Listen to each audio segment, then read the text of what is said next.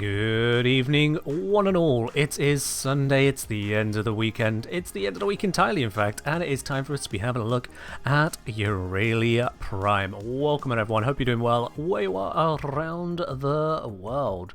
As you can see, Aurelia Prime has finished building. We have her all ready to go, and I hit randomize and ended up with this, which actually kind of works. So, sure, I'm just going to leave it at this for now. Unless someone tells me their eyes are bleeding, in which case I'll just laugh at them. But yes, welcome everyone. Hope you're doing well. I will say today, I had a to-do list of things to do over the weekend, and about 30 minutes ago, I remembered that not once during this weekend did I look at that to-do list. Now, it's not that I've done nothing. I've got plenty of things done. I just... A few things happened as well, cropped up here or there, distracted me, and next thing you know, I just completely forgot that I had a to-do list. So, little bit behind on some things, a little bit ahead on others. It's how it goes. But yeah, it's fine. We'll get on with Aurelia. At least I did remember to pop that through the Foundry and get that ready for stream, hey? Yeah, later, but yeah, good old move. Make lists... to-do list and not forget things, forget to look at the list. Yeah, I mean, let me have a look here. How many things are on this list that I did not do? Let's see. So I did do that one. Didn't do that. Didn't do that. Did do that one. That's good. Didn't do that one. Nope. Nope. Nope. And there's a couple things not even on this list that I did that needed doing. So there we go. Yeah, I've got about halfway through the list, including things that weren't on the list. Yeah, done well. Done well. It's fine. Alright, though, with regards to Aurelia. Now, Aurelia is, by and large, a weapons platform frame. She may not look like it at first, but she is. She is a weapons platform frame. Her C-snares are a small amount of control, as in they'll target a small number of enemies and control them, they will be locked up. But the bigger part of it is also adding on that damage vulnerability to them, so they take a bunch more damage. Merlina is a defensive and mobility tool, but with Merlina Guardian it also becomes a serious fire rate bonus, which basically means that you are also now going to have a damage bonus, which is a weapons platform thing. Accolades, and then Riptide is a grouping tool. So once again, bring in a bunch of enemies together, ready to kill them. It's not the best in terms of crowd control because it's a 100 energy ability for a very temporary pull effect. Compare that to, say, Vorbin's Vortex, to Gara's Mass Vitrify, where the effect is enduring. This is nowhere near as enduring. As much as it has a duration, the pull is not there the entire time. So yeah, definitely a case of damage enhancement, temporary grouping, mobility, fire rate support, and tank, and then Accolades exists. I'll be quite honest, Accolades...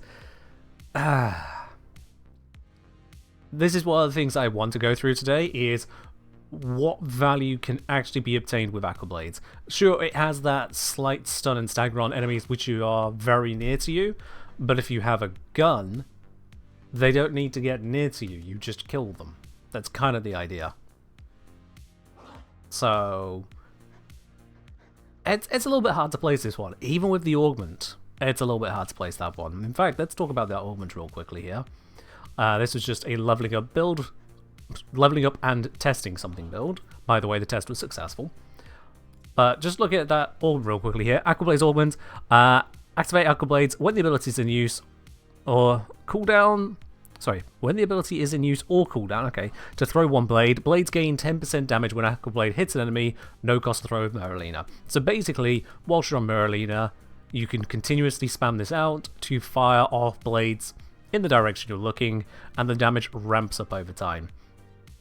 But the problem with that damage ramping up over time is that it needs to really, really ramp up to actually be successful in any kind of real level, and then it runs out. That is the single biggest problem with it. The damage then runs out. So now you have to spam cast again to try and get any capability out of it, whilst getting up in enemies' faces, hitting them with the Accolades to recharge it. I've played around with it. It has some potential. But if nothing else, it's a little bit awkward constantly just going 3, 3, 3, 3, 3, 3. Just to try and kill a few things. When, group Vaughn Blap kind of exists. Yeah. So, I'm not that overjoyed with it. Now, Berlina Guardian, on the other hand, as far as this goes, that is a wonderful one. That is a wonderful one. First of all, you can heal Berlina, so you can keep Berlina going, but second of all, and far more significant, is that reload and fire rate bonus, which is monumental. It also appears to be not tied to any stat, so it's just a flat bonus, but it's still a significant goddamn flat bonus. That allows you to really pour out the damage with a suitable secondary weapon, especially in combination with Arcane Pistolier. On pistol headshot kill, 60% chance for plus 102% ammo efficiency for 12 seconds. Plus 102% functionally just being 100% ammo efficiency. 0 ammo spent. So you get the headshot kill, and you have this active. You now have rapid fire, relentless firepower. Only made weaker by the fact that ammo efficiency has no effect on Incarnate mode. And Incarnate weapons do tend to be some of the best, yeah. Someone say Wiki suggests accolades opens enemies to finishers. Is this correct / useful? I don't actually know if that is correct or not. If the Wiki's saying it, one would hope that it's correct, because that is a pretty simple thing to test. So let's just pop in real quick.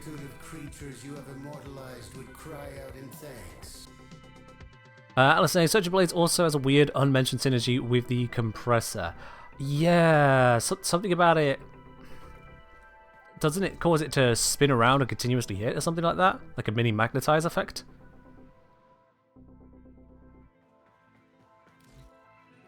But yeah, if I just grab a simple elite lancer, basic enemy unit, nothing special to it, everyone knows how this one works. Yeah, I need to defang my companion. Oh, it's already defanged, excellent. Oh, blimey bite. Well, I hope the tornado causes you no trouble there. And that is an enemy which is not open to finishers, as observed by the fact that no finisher icon is appearing on them. So, nope. I don't know what someone's experiencing there. If I get on Berlina, no change. No change. Also, the damage numbers are giant at the moment because of testing I was doing. But yeah, that is a big fat no on that one. Let's put this guy out of his misery. Or I could put myself out of my misery by just knocking myself down. There we go. Is it possible to do finishes whilst on Berlina? I do not believe so, no. If I grab an Arid Trooper Eximus, because, you know, Mercy Kill, pretty guaranteed source of finishing.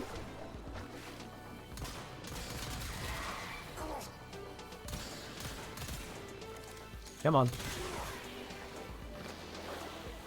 No, I press X, and it actually pulled me out of it. Oops. Scares him to there. Yeah, now I can do that. But yeah, pressing X on Berlina just took me off of Berlina.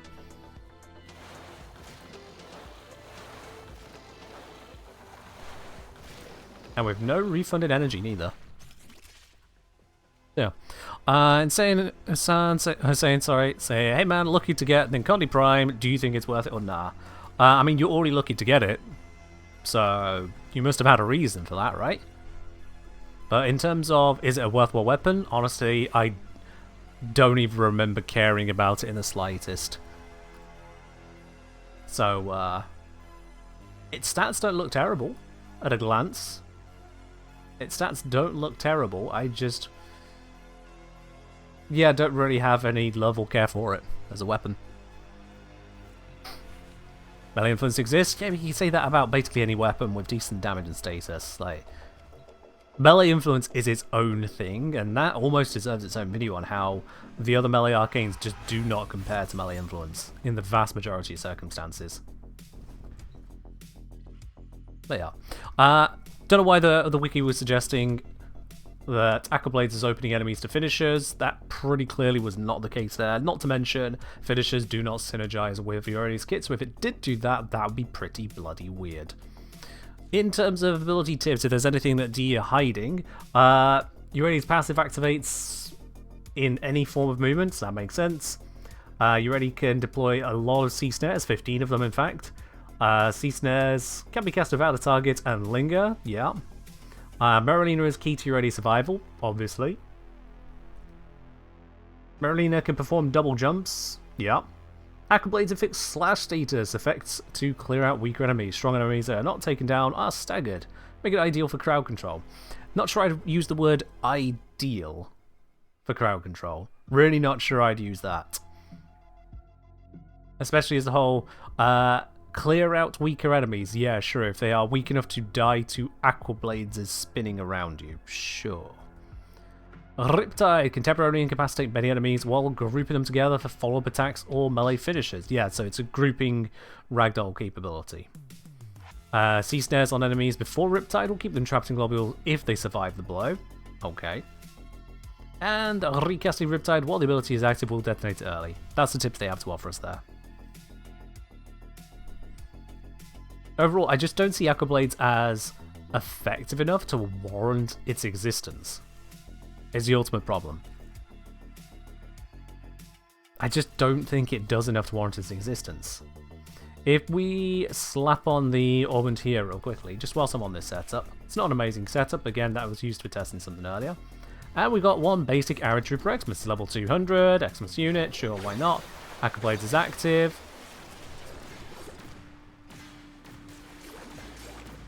So the animation doesn't like being spammed, but we are indeed able to spam it. And we can see we're getting more damage. If I sit right on top of them, does it charge faster? It charges faster if I sit right on top of them.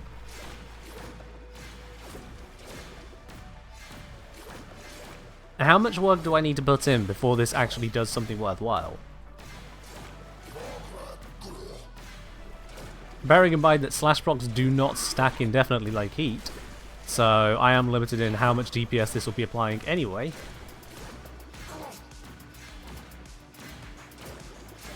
Aqua Blades is about to run out. Yep, it just ran out, and now we're back down to the bottom of the values again. The only thing that can scale Aqua Blade's damage directly there is strength. Everything else is a secondary effect which could be applied to basically any damage source. The only thing that matters there is strength. And granted, that was only 130% strength. You could double, triple, if you really push, you get quadruple that strength there. But even with quadruple the damage, I would be spending how long to kill that one unit? There you are. That for an augment, that for spam casting. It just doesn't seem to connect. Now, maybe I'm missing some detail of it. Maybe there is some hidden amazing detail in there. And if there is a Euroni main that wants to come out the woodwork and explain what I'm missing, I'd love to know it. Yeah. Does it ramp up if you hit multiple enemies? Good question. Let's have a gander at that, shall we? So let's just grab a new one. Pop myself onto Merylina. So if I'm against this one enemy, I could see 3 hit stacks a time. It's about 300 or so damage being added each trio of hits. About 300. Okay. Let's reset myself here real quick. So now what if I had multiple targets?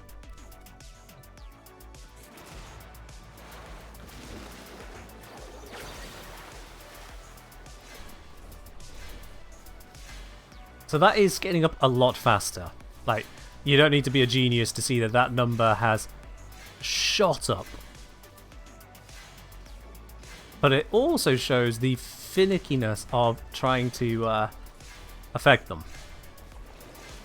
Like, here I'm hitting none of them. I have to get to there just to hit the one in front of me. That's 2. Oh. No, a little bit this way. There we go. There I can hit all 3 of them. They're only 4 meters apart from each other. That's how they spawn in this arena, 4 meters apart. So I've had to get this close to be able to hit 3 of them at once. And this guy on the end never even got touched. Ay. I can't say that particularly impresses me.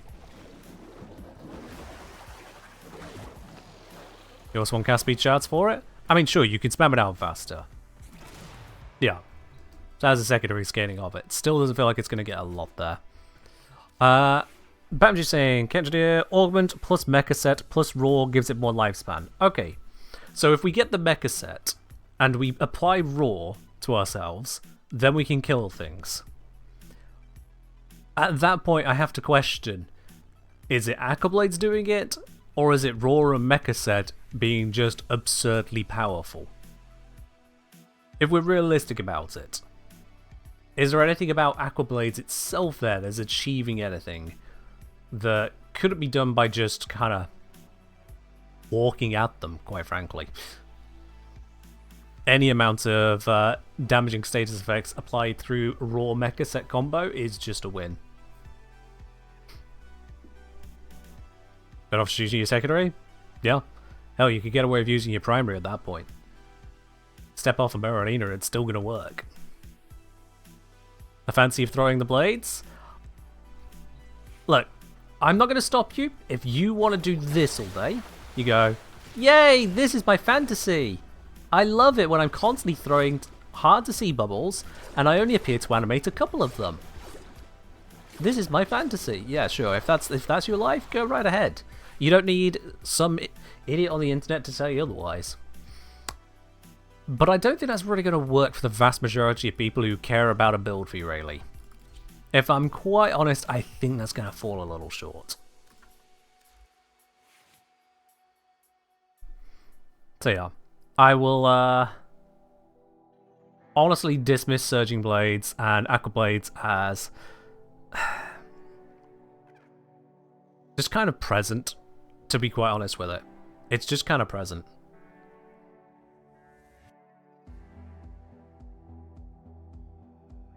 Yeah. Yo! Umbrelli is here for the rally. Umbrelli? That sounds a lot like something else. I wonder. Kappa. It does sound a little bit like something else, doesn't it? Unfortunately, it's not currently October, so we're not going to have any of that spooky nonsense. Ali, thank you very much for the 25-month free sub, though. Much appreciated there. I hope you're doing well.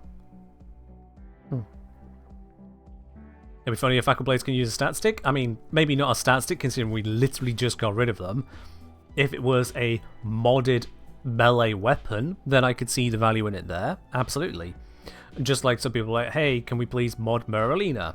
An understandable question, given the existence of K-Drive was first. But we have neither of those things. We have neither of those things. So this is a ability which does not have realistic damage scaling. It has some potential damage scaling with its augment, but the level to which that scales, I just don't feel is really useful. The only real use I can think of there is that it's weapon independent. So if you have a setup which is strong enough on Aqua Blades, then you're able to just kind of go into any mission and you know you're going to get that level of power. Think an EDA situation, your AD pops up and then your weapons are all on stud level. You might feel a little bit stuck and want to use that kind of a build then. And that would indeed come down to mecha set, raw, hope that Aqua Blades can do enough. That would be pretty much the solution then.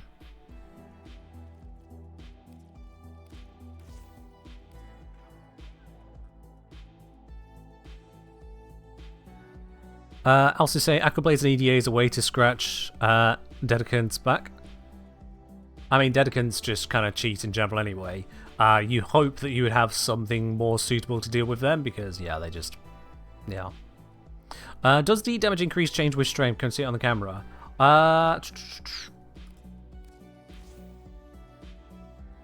So the drain is actually, yeah, the damage increase is just a flat 10%, but it does scale with strength because it's 10% of your strength boosted damage. So yes, it does scale with strength in that the base damage increases, not the actual damage conversion. It doesn't double dip strength. Honestly, it just, yeah. Not going to do the work there. Alright then, those can come off for now. Like I say, those were for testing something earlier. In terms of getting capability out of this, the sea snares are tied directly to strength. So, the more strength you have, the more damage vulnerability it is. Enemies effectively take strength % more damage. So if your strength is 300, they take 300% more damage. Simple setup right there. In terms of Merlina, the strength on it doesn't really matter all that much. The strength is the health of it. And otherwise, it applies to the heal rate on Merlina Guardian. And then on the Riptide, the strength here is, I'll be honest, not really that impressive. This is not really a damaging ability, because it doesn't have much of a way to scale. Yo! Nave, thank you very much for subscribing at tier 1. Welcome to the channel proper and enjoy a lovely blue sub badge next to your name. Cheers.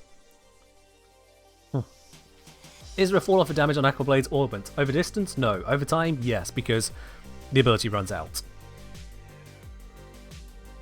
Yeah. Rooney saying, people say that sea snares cast by you and Merlina are separate multipliers. Oh, remind me, when does it actually cast sea snares? Is that from Lore Merlina? Yeah. It's from Lore Merlina, which I never actually got around to ranking up. Let's fix that, shall I? Alright, I mean, we can attempt to test that right now. Let's grab something with a pretty steady damage output so I can just verify that simply. Mark on Kunai, that should do the trick. There we go. And let's grab a set of enemies which do not resist quite so easily. Let's go with Shuffling Fragment. That should be perfect to test against, theoretically. Okay, so let's start without Merlina. I chucked that at it. Wow, with that crit chance, the first throw is a crit? Sure. But we can see 40 and 80 damage, pretty consistent. No need to worry there. No need to worry there. If I add this onto it, there we go, it's now grabbed. You can see the ability damage happening, but more important is this. We're now at 92 damage. Went up from 40 to 92. Pretty simple stuff. So let's wait for that to time out. Help. More snares. Let's wait for the more snares to time out. There's on what we're working on. Testing the difference in sea snares between normal and Merlinas. If there is a difference. Alright then, so now activate Merlina, which should now cast sea snare. There it is. 92 damage. It's the exact same damage output. So, Rooney, which people? Are these people in the room with us right now? These people that tell you that it's different, do they test things? Because I'm getting the exact same value there. Now cast my own sea snares. Well, you didn't mention any of that earlier. I had already cast my own. Oh, they stack together, right. Oh, I see. I see. So not they're separate multipliers as in different numbers. They can both affect the same target is what you meant. Got it. That's interesting. That is interesting, because, let's see. Because I had, what was it, like 200 odd damage there.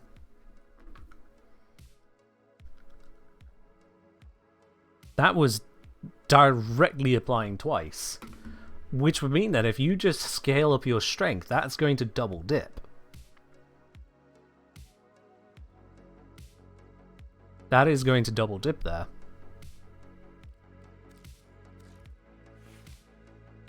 So as much strength as possible is ideal to really get value out of that. How does one want to go about that then?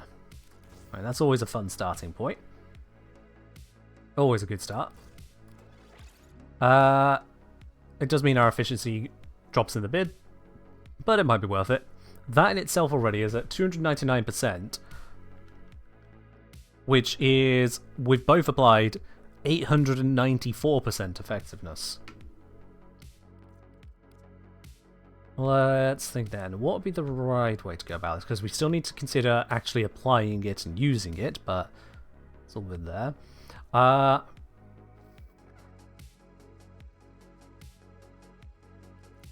Because I'll probably want to end up spamming that. Let's support my casting output for the moment.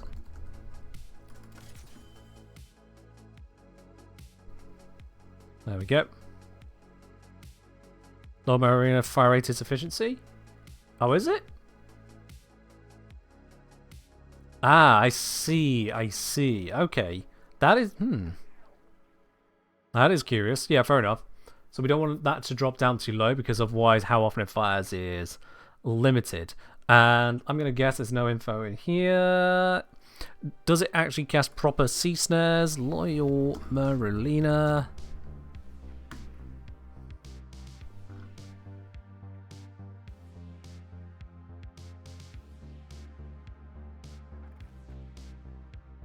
Let's see.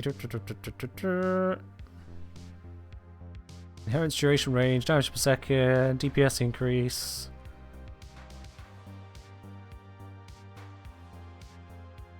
There it is. Loyal Marina sea snares are cast one at a time rather than in groups of 5.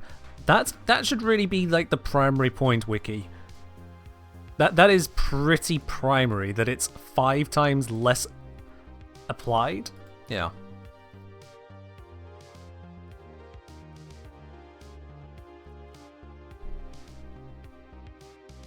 So it's only going to fire one sea snare at a time. Every couple of seconds at base efficiency. If we get that to max efficiency, it's going to be every, was it 0.5 seconds? There's probably some use in that. So if I switch this out to a transient fortitude approach, we're down to 1 second there. I'd need to add in further efficiency for that to go the full way. That would either be Streamline or to go with Boreal's Hatred with this fully ranked. I don't think I really want that. Like, extra shield capacity, I can see the value because I am going shield capacity there, but... Or I could just have less of a hit to my duration and go with Streamline itself. That is an 80%, which brings us to the cap as 175 there on the efficiency. This is now going to be every 0.5 seconds on the cooldown. Duration comes down on the sea snares at this point, due to the way I've got this with 2 negative stats and only 1 positive.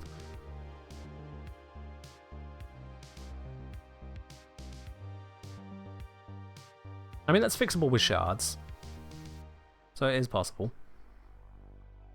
Ridiculous said they went with Boreal, Fleeting, Streamline, and Blind Rage. Not quite cap at best balance for them. Okay, so you went with that. That's... Oh, and Boreal as well? So that would give you a 1.2 second cooldown. Okay. We're having to take up some extra space to achieve that, though. Not sure how I feel on that. There's also just actually getting the strength value on this.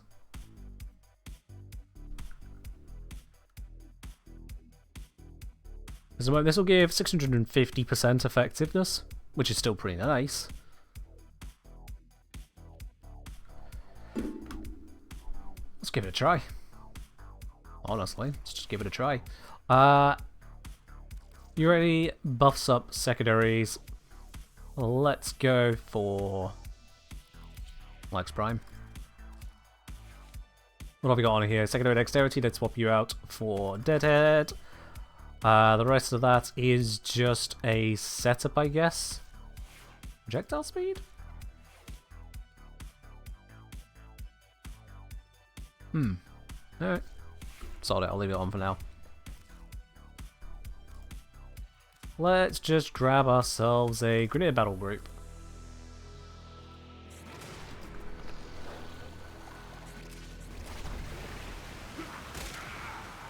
Wrong gun.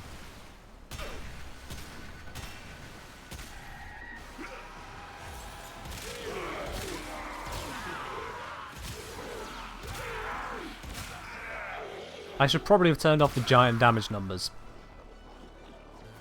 Yeah. Let's maybe bring those back down to a more visible scale.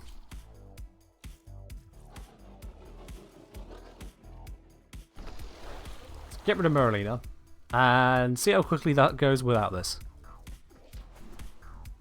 Full X Primus hit scan. Not when it's in the encounter mode.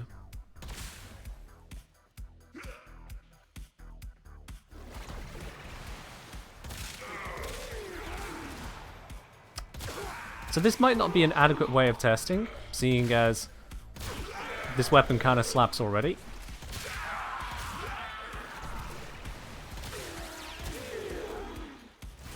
Yeah, the weapon already slaps.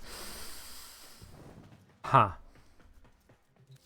But I suppose the broad takeaway is just, whenever this applies, it's going to make the enemy take 2.5 times as much damage again from any target, from anything that gets Merlina slapped. Because I can just cast Sea Snares with and without it.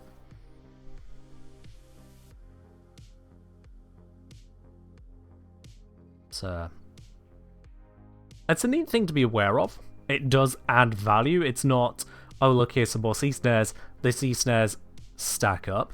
Definitely worth being aware about. Does the Vaughan effect crowd control immune enemies? Good question. Fairly certain it does, but let's just clear that all out. Grab us an Eximus. And whilst we're at it, let's grab a Demolisher. Nullification effects as well.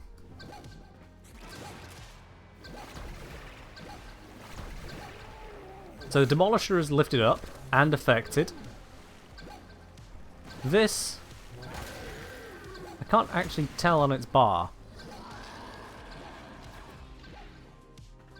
Let's just kill those off. We saw at least that the Demolisher can be picked up, but it can also dispel it. Let's grab some Foxy Little Kunai. Make sure it's again unmodded. Yep, there we are.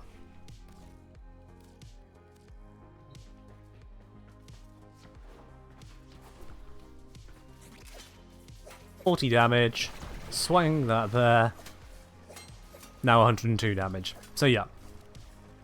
Despite not being controlled, the damage vulnerability is there. So that is good.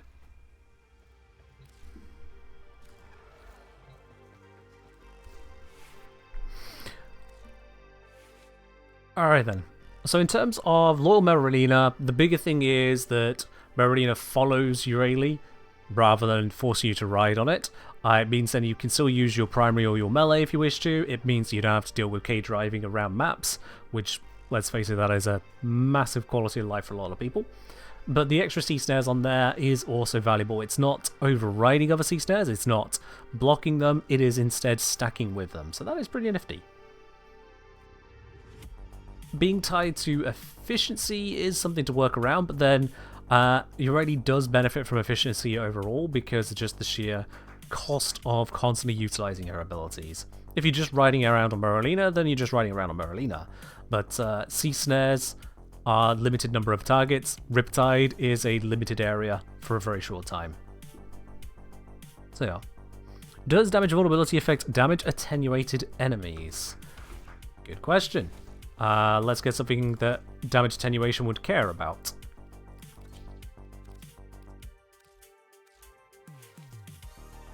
We go Hornet Strike. Let's go for that critical chance. That gets us to 96.8. That's good enough. And let's get Prime Heated Charge and some Electric. Turn that into Radiations. We're less likely to get any kind of damaging status effect. And that'll just do for the moment. Just to get an idea as to the functional capability here. So in terms of attenuated enemies, do I have the Dedicant scanned? Yes, I do.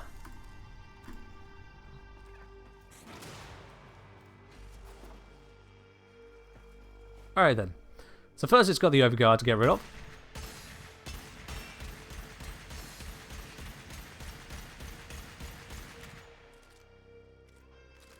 Getting that. That's a little bit quicker. Alright then. It's got 2, 2, 3, 6. But if I keep firing... it apparently does not consider this damage high enough to care about. Okay. Switch mode. Now do you care? No, it doesn't care. Okay.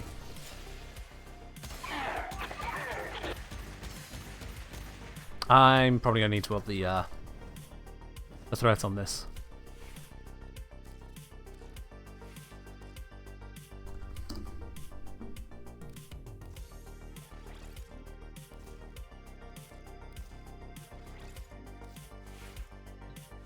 That should be a bit more effective. Just checking with Pistolier, is it kill or just headshot? I don't have it equipped. That would help. But it is kill. Okay. Let's put a Butcher in here alongside it.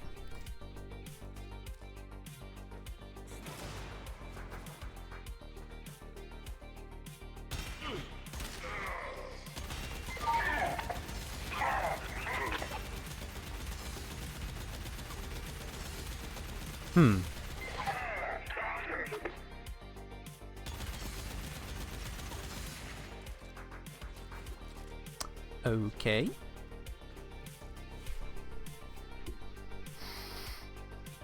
What am I missing? I take off that fire there. I was hitting like 2100. Now we're up to 2200. The damage did go up there when I took off fire rate.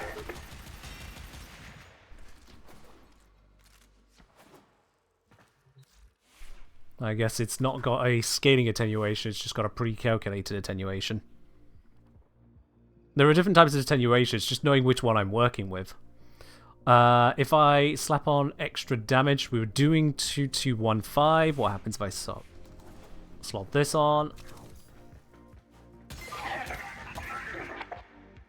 3328.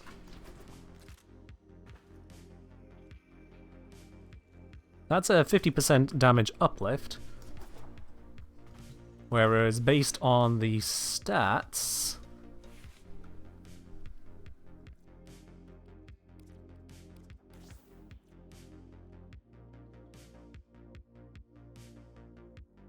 I was putting on 52%. Okay, so that's near enough the same amount.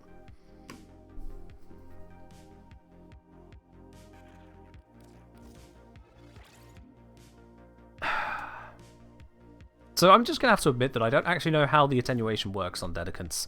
I know that they have it. We have faced it many times.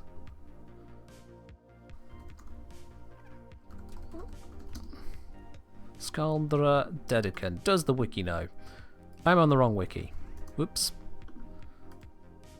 Scaldra Dedicant. I mean, we've encountered the attenuation before now. We know it's there. It's just, what is it? This does not have the information. God damn it. Ah.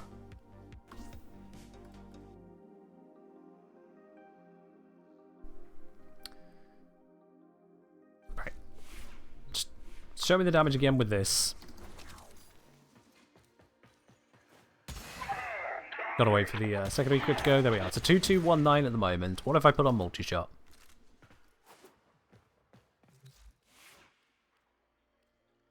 Hey, Ackerboy. We are testing out various things, and apparently I've now decided to test out this fucker. If I put... hold on, where's the long galvanized one? Put that on there.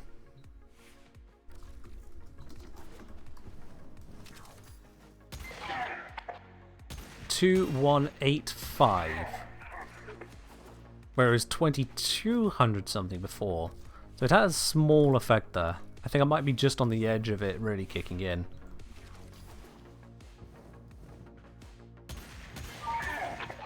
Yeah, I must be right on the edge.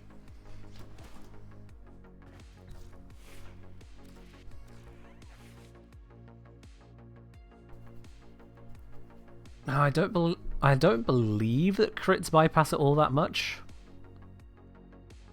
I could be wrong, but I don't believe that crits bypass the... sorry, not... don't bypass it. I don't believe that crits are restricted by the attenuation as much. I don't know why I didn't have the primed on there.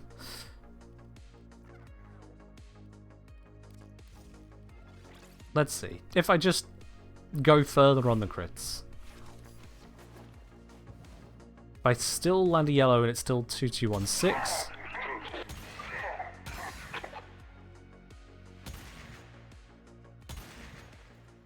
Yep. So the crit damage has done a lot there. So 4558. 5x2216. I have increased the damage output there by just over double. It's 105.7% higher. On yellow crit, that is. And I had increased the critical damage by 110%.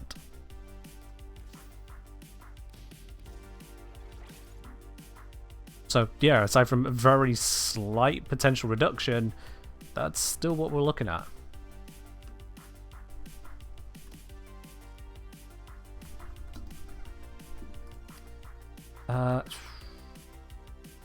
Yeah, if I take off you and you, that 4400 stat becomes 4630. This is so opaque. This is so opaque. I don't want to. I don't want to deal with that. All right. At least for now, we have. Don't red crit. We have a yellow crit of 4630. Let's just apply this and see what happens. 11341. That is a 245% effect. Sea snares 255%. Sure. Sure, let's do that, yeah. I feel like everything I test is just slightly weaker than one would expect. Not a lot weaker, just slightly weaker. How about the difference in those crits there? 4630 to 8596.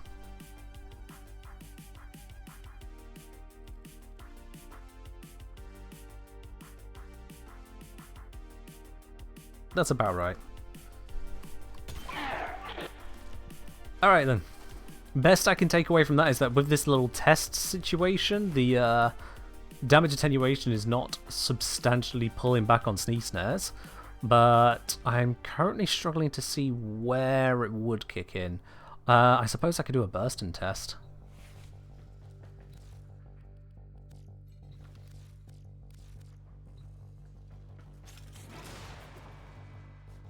I go flap, flap, flap. Oops, I killed it. God damn it.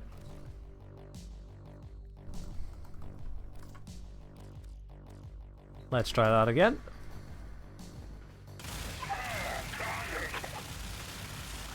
Okay, I do see a slowdown effect there. We're hitting now 3Ks. Yeah, so it is DPS measured. So there's a base DPS effect, and then there is a sustained DPS effect. I'm seeing both in effect there.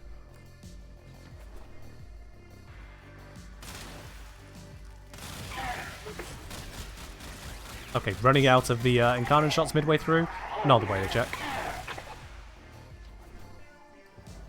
A little unfortunate.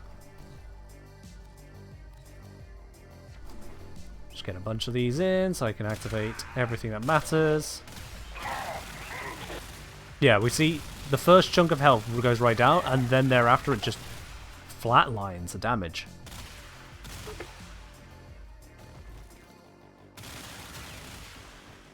Yeah. I was hitting like, at the flat line of the damage, I was hitting in the order of like 3k red crits, and then on this one after a bit, it was over 10k on the orange crits. So yeah.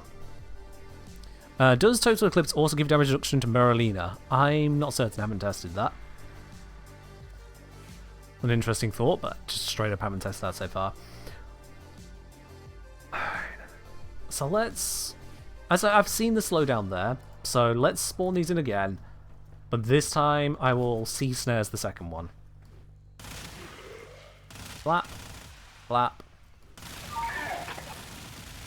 You see that massive slowdown, Jesus. And then here...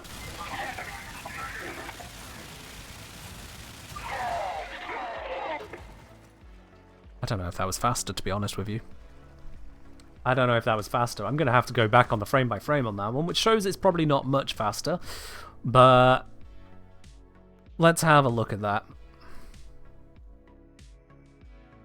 Let's get out the video editor and let's compare that frame by frame. What the hell just happened there? Or didn't happen?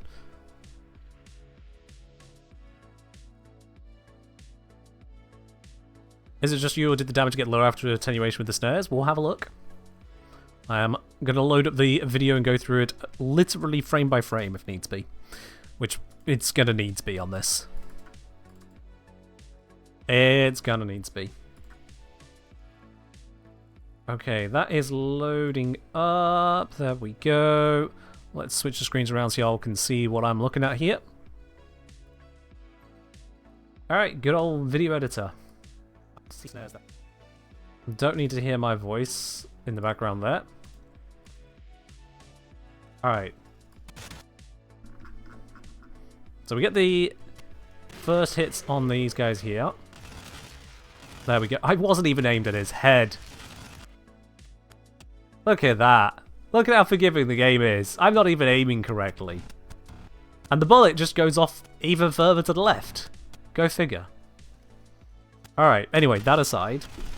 Game being uncharacteristically nice, I guess. So the opening damage, the very first hits, this is when it's hitting the overguard. We see tens of thousands of damage per shot. And at that fire rate, that's a lot of damage output. The immediate following shots drop right the way down. We're now at 18s and 20s, 11s, 7s. If I go along a bit, we're seeing these red crits are down at like 3,000, 2,000 something damage. 2,661. 2649. Like, this has gotten very low. 2,500. Yes, we got down to the 25s. And then over here, we apply the attenuation. Those first shots, not attenuation, sea snares. And those first shots, we can see the damage is obscenely higher.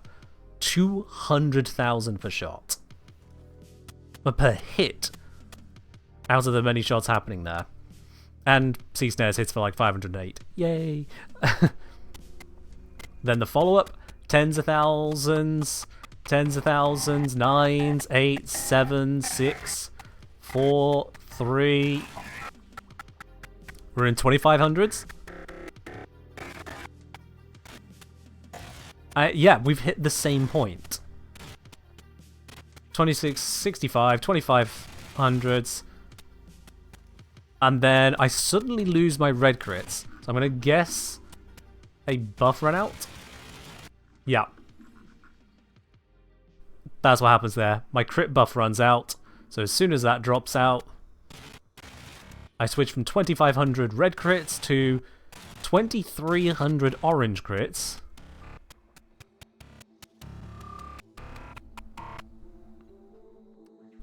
So a particular note then. I'm losing about, what, 300 of the damage?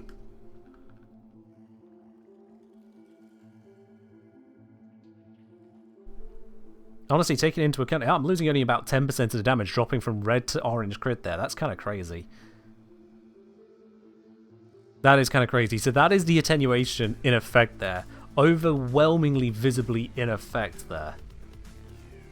That the Burston, despite having a crit damage multiplier of 4 times, sorry, on Incarnate form I've got 6.6 times there.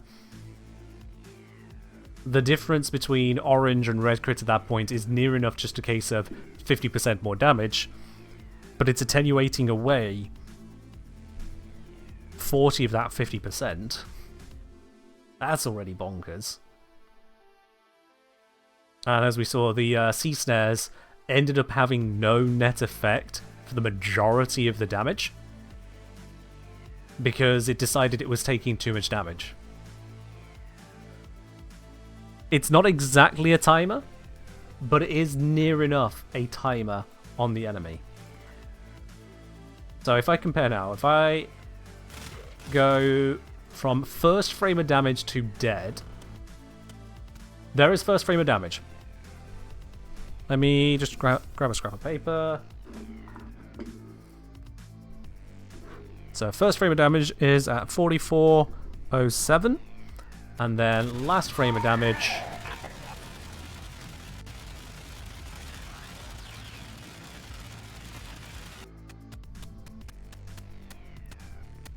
okay, so it's at the point where that's the point where the mark for it can be mercy killed vanishes, because it's now about to be dead. It then despawns all of the status effects and whatnot. So the first sign of it declaring it's dead is at 48:14. So that took 4 seconds and 7 frames to kill it. We then come to this one. Now granted, I do have a buff run out midway through, but let's still have a look. The first shot instantly wipes out its overguard. That's how strong the opening shot is. Instant wiping of overguard. And that is at 51:16. And then we wait for the damage to go through.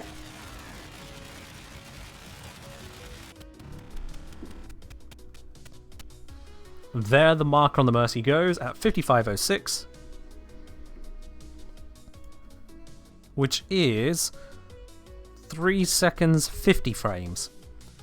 So we've gone from 4 seconds 7 frames to 3 seconds 50 frames, saving 17 frames.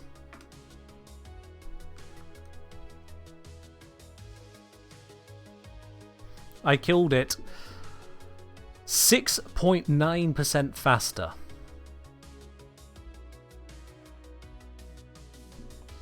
.9% faster. So in answer to the question, does it help against damage attenuation? Yes. For 6.9% at the moment. With a 255% damage vulnerability, it took a little bit more damage for a moment and then went, oh wait, no, I don't want to. It's ridiculous. And when you consider that my opening first shot was 200,000 damage, this thing has a multi-shot of... Hell, let's even just take it a base multi-shot of 1.8. 1.8 times 200,000 opening damage, multiplied by the fire rate at that point, which was... It's saying only 16, but I'm fairly certain it's actually more like the 28, because my companion equipped. So just on that basis alone, 200,000 damage, opening shot, 1.8 fire rate, and 1.8 multi-shot, 28 fire rate. That is a DPS of 10 million. Which means that thing tanked 40 million damage to die. 40 million damage. A Skuldra Dedicant, Steel Path level 200... has effective hit points of 21 million, according to the wiki. That's taking into account full armor, no reduction from heat or corrosive, and I did have heat and corrosive there.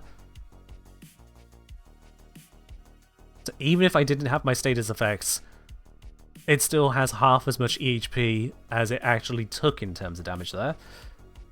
If we account for total removal of armor, which it's close to, with that amount of heat and corrosive, its base health is about 800k. On Steel Path, that brings it up to about 2 million.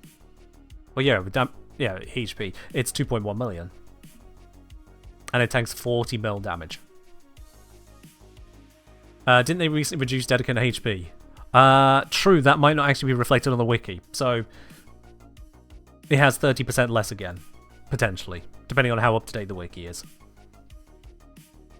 Moon asking, can we cheese with lower fire rate, bigger hits? Not quite. Not quite. So, in the previous demonstration with the Lex there, when I was firing at a lower fire rate, I had modded a lower fire rate. I was landing higher damage hits, but not that much higher. So they have an immediate attenuation that is based on your modding, a measure of the weapon of how much damage should it take from that, and then they appear to have a further attenuation based on how much damage they have incoming in total. The two combine together to flatten out the curve of your weapons and to flatten out the effectiveness if you're actually trying to kill it, because how dare you actually try to kill it. And do remember, this is a basic enemy where its most valuable drop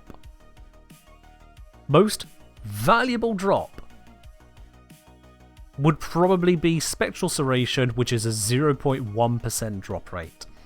It otherwise drops Primary Acuity and Merciless Gunfight, again less than 1%, 50 Endo 1.52% of the time, and 80 Endo 0.1% of the time. So sniping it might be a good shout. Fuck it, let's have a look.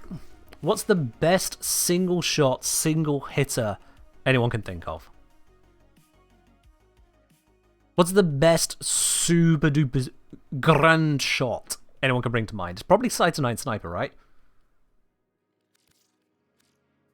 It's probably going to be Sight 9 Sniper. The Cedo is not a single shot, it's got massive multi-shot on it. Let's just go with a Sight 9 here. Honestly, don't need to do anything crazy with all that lot. I have got that taken off, which is unfortunate, but I'll go for the weak point damage, it's fine. Let's roll that.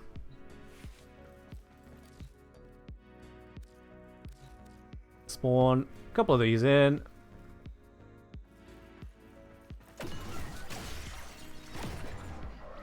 Here we go. Those are all dead. Alright then.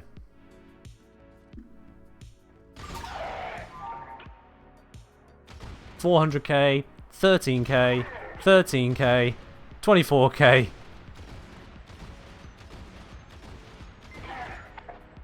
Yeah. Now bear in mind that the burster was doing those kinds of numbers and more very rapidly, in fact, at first. Just spawning a bunch of the Butchers and Dedicants. What am I getting against the Butchers? 5 million damage. 10 million damage. And you? 100k, 29k, 29k, 29.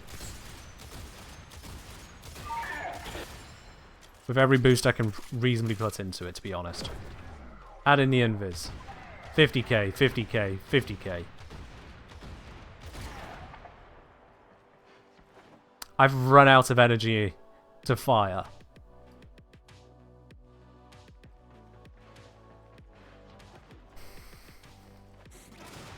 Yeah. Yeah. It's just strong. Are they scaling crit chance down, or is it just pure RNG? The first shot is red and the rest are yellow. It's probably to do with when I was sniping what, to be honest. Unless...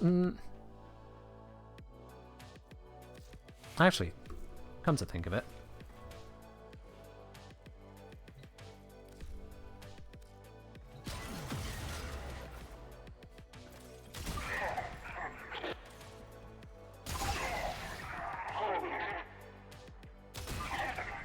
Yeah, the weak point vanishes.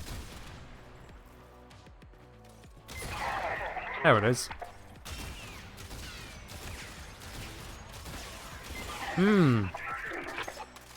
I do love my damage output.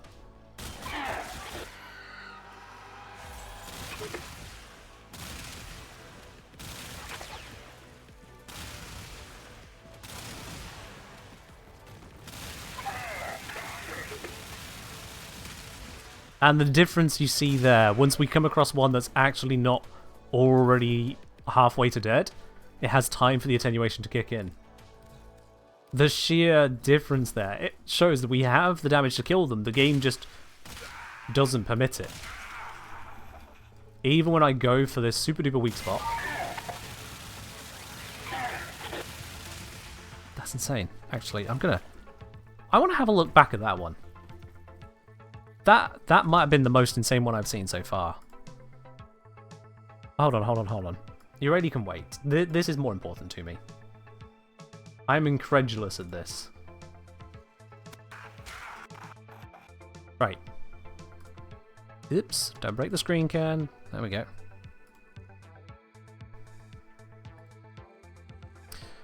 So, zoom that back out. It's at full hit points. I get myself into position. Blah, blah, blah, blah, blah, blah, blah. Here we go. How long from first hit until half health? There's the very first bit of damage. We can see the Overguard has lost over half of it. So the first moment of hitting... running out of space on that one. Do I have... Nope, that's out. That's got some space on it. So the first moment of hitting is at 1:58:15.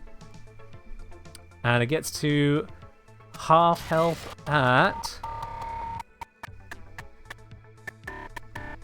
There, it's just over the middle of the 0. So it gets to half health at 1:58:52. So that took all of 37 frames. 37 frames. That is just over half a second. Now, how long does it take for it to die?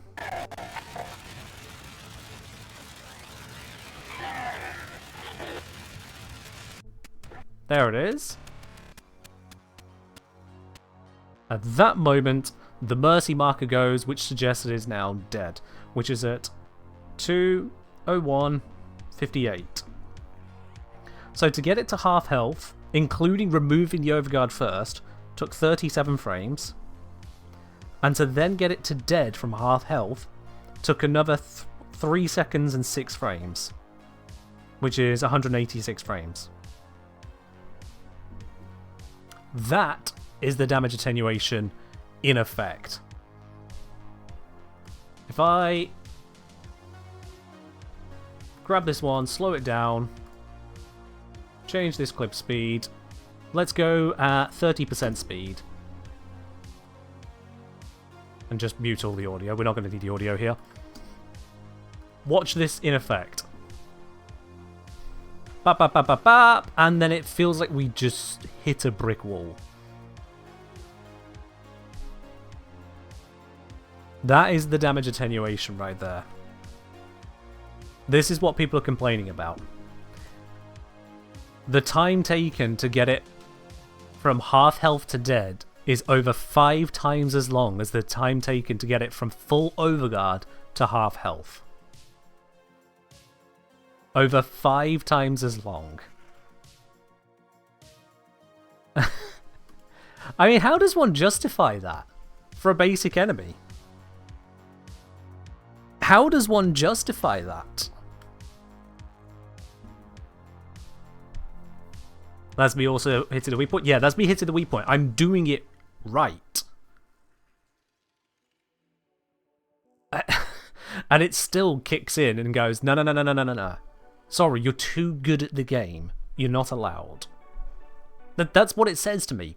It doesn't give me a sense of pride and accomplishment. It doesn't make me feel like this enemy is an appropriate threat. It doesn't make me feel like that the game is well balanced even. It does nothing of the sort.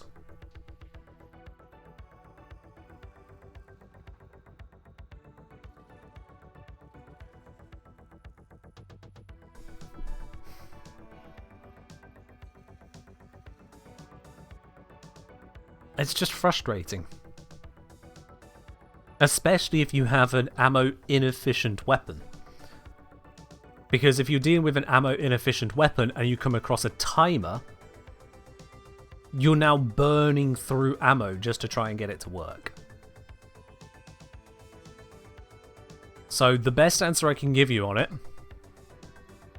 the best answer, we have another of these guys here. This is how to actually deal with it. Alright, I'm going to go do something else now. Bye! I'm going to go do something else now. Bye!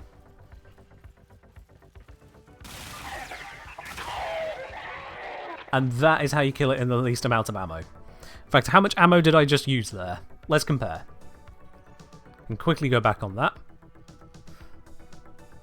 So let's grab the next file. So to kill the first one, I started at 413 ammo. Yep.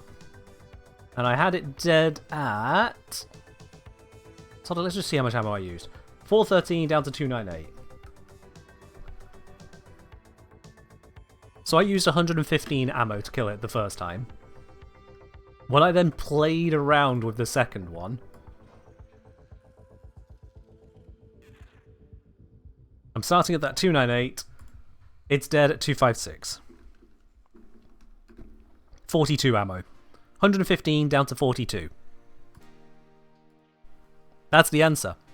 This is an enemy where it doesn't have health gates, or shield gates, or overguard gates, or time gates technically, but it soft applies them. The answer is to shoot it a bit, and then look at something else. This is an enemy that you need to kill 3 times, or you spend 6 times as long killing it once.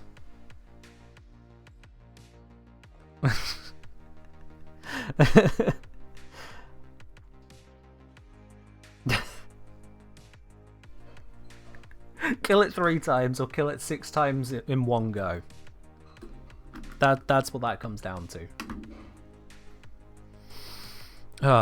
Does damage attenuation kick in if you don't use crit at all? If you've only got that flat damage, does that work better? Damage attenuation still kicks in, Moon. So this is looking extremely similar to the attenuation that I had pieced together on the Archons, whereupon they would first of all reduce your damage based on your modded damage. Whatever your weapon was capable of, they've just curved it downwards. So the very weak weapons, they'd scale up because they're just gaining their damage, and then, oh wait, you're good enough, pal. It wouldn't just stop you, you wouldn't start seeing perfect 50Ks on everything, it just curves it away. And then the second attenuation comes in, which we saw visibly on this measured fight. The second attenuation when you're dealing the DPS. They are. Yeah, removing attenuation on the weak spot is absolutely a possibility. If anything, the fact that Cytonine here... That Cytonine doesn't bypass all of that and actually just snipe the fucker? When these two came out in the same update?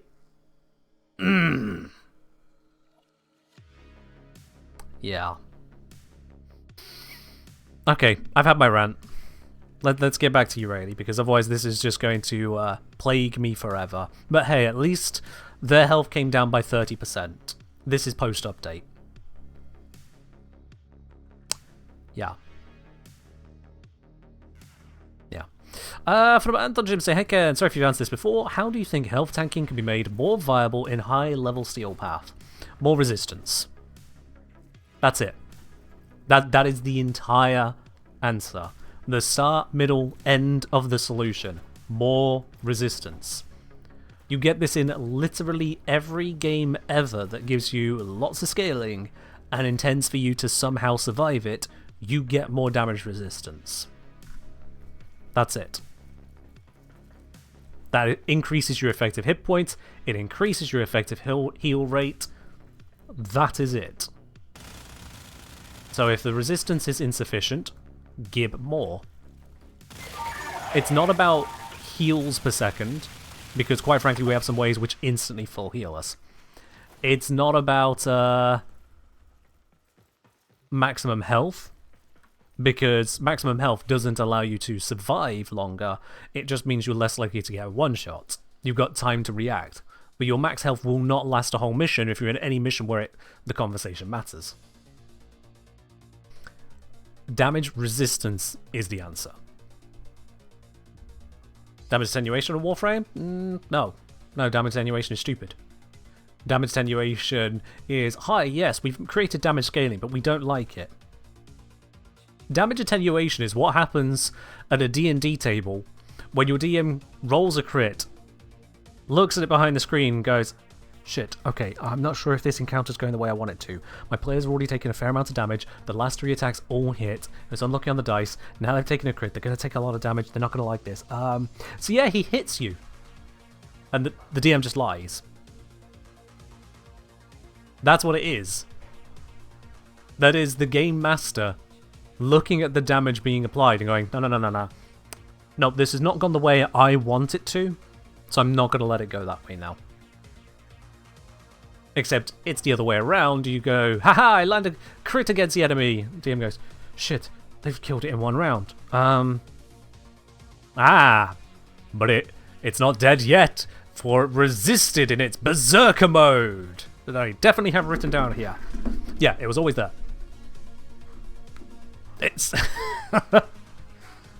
oh, dear, yeah. How about just increase the amount of armor gained from our mods? I'm going to stop you right there. I get where you're coming from, and I get you've got this idea you want to tackle as well. I'm going to stop you right there because you've used the word just. And it is everything that is hidden behind that word just. If enemies just dealt less damage, we would tank. If we just had more resistance, we would tank. If we would just get you ready prime from the first Axie Relic each time so we didn't have to just keep trying, everything would be fine. It's easy to couch an ideal, or at least something that seems like an improvement, in the word just. And it defeats the purpose of the conversation around it, quite honestly. Not having a go, just say that's where it kind of just runs its course. Once you reach the point of, if it just. At this point in time, we're not the game developers. We aren't. D have heard our concerns about health tanking. I can tell you for a fact they are very aware as to the community response on that.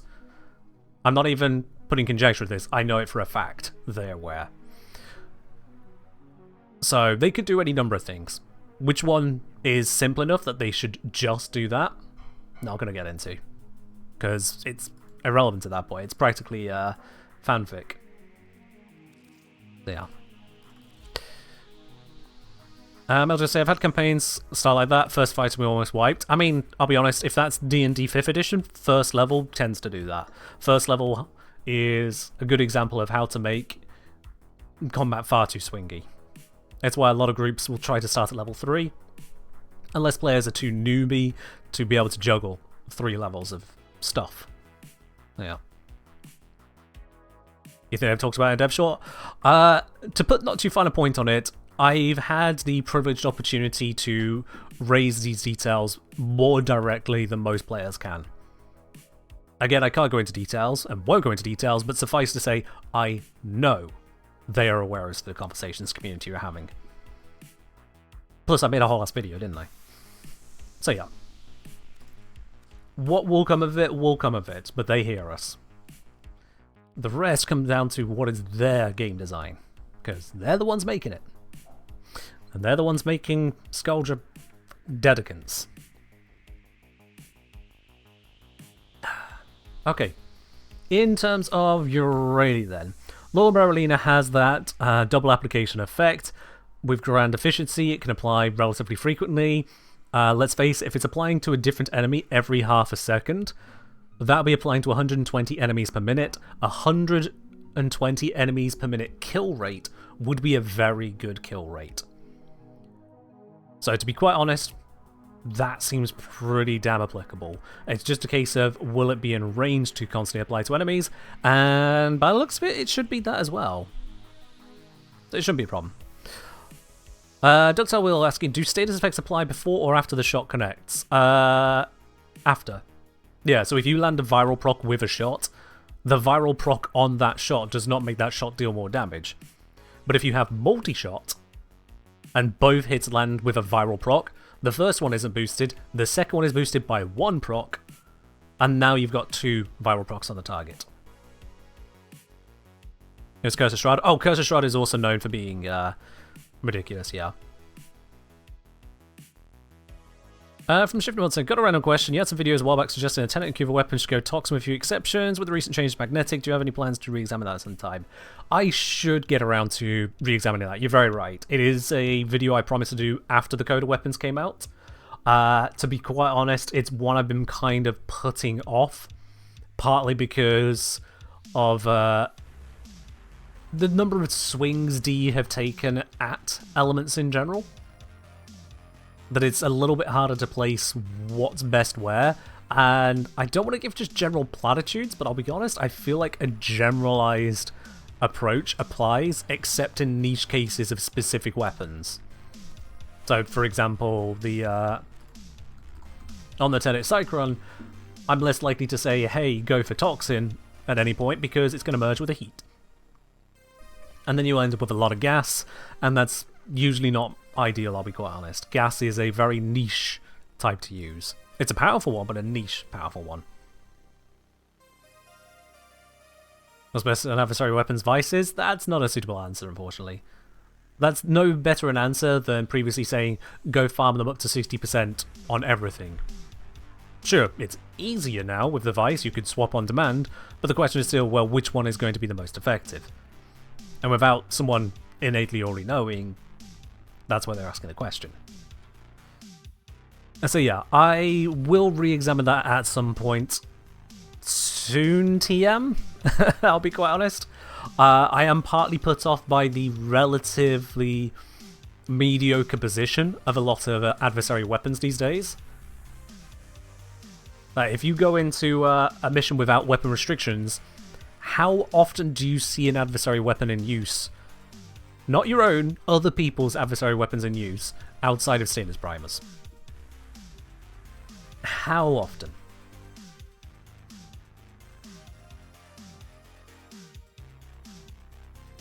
By the way, 60% Catabolist, I'm on a 4 from Eleanor right now. Fair do. I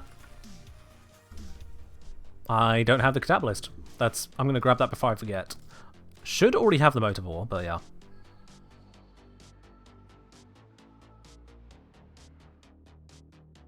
Glaxian, Tenet Archoplasmor. Yep.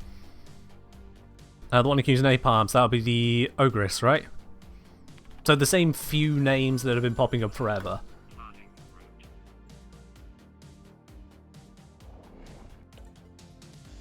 Also very true, yeah. Jellyfish saying, with people being averse to swapping out Bane mods, they'll be adverse to swapping out elements.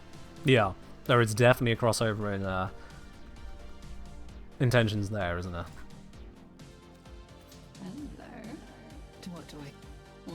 Alright then, go to Catabolist. Bam. Got it. Yes, purchase. Did I already have the Motivore? Apparently not. Must have missed the other one. There we go, beautiful. Thank you very much for the heads up on that, much appreciated. You're only really seeing Torrids and Burstons, the occasional new weapons. Neither of those are actually adversary weapons, are they? Did I the new core? Yeah, status primers still have their place, and some of the adversary weapons are best in slot for status priming because of the extra element, and they just have a lot of status. That was a weapon slot and a Catabolist. Oh, did I just spend some plat? Oops. Oh well. Shows how much attention I was paying. Oh well. I mean, it's not a problem. I can afford weapon slots. I'm not poor. There we go. Get those markers out. Alrighty then. So, thinking about the broad strategy on Eurali, I think it comes down to a Loyal Merlina setup, and if you're going Loyal Merlina, you're going to be getting the benefit of C-snares twice over on various enemies. Double dipping on that is going to give you a significant boost in damage. It's a worthwhile pickup. Otherwise, Eurali's passive is still there for secondaries, but you can use primaries and melee as well, which is again a valid consideration with Loyal Merlina. And Riptide is still just Riptide. High Efficiency seems to be the name of the game because of Merlina and Loyal Merlina. And as for Aqua Blades, I don't see it having a purpose on this build, so that would be a one to throw out. Okay. Now, ignoring the very obvious super-powered things, like Mecha Set Raw combo, what's the direction I want to go with next on this? Did I buy plat or trade for it? I traded for it. However, don't forget that I also both play and stream this game for a living, so I do have a lot of playtime. So you can farm that platinum, but I think typical platinum farming methods, if you've got a good farming method, you're looking at about 64 hours there. Because about 100 plat per hour, if you're really putting in the effort both to farm it and to sell it, don't forget that time. 100 plat per hour does seem to be the ceiling for typical circumstances. I could be a little bit off there, but with the way the markets are shifting, it's no more than that, I'd say. If you get more than that per hour, you're doing well.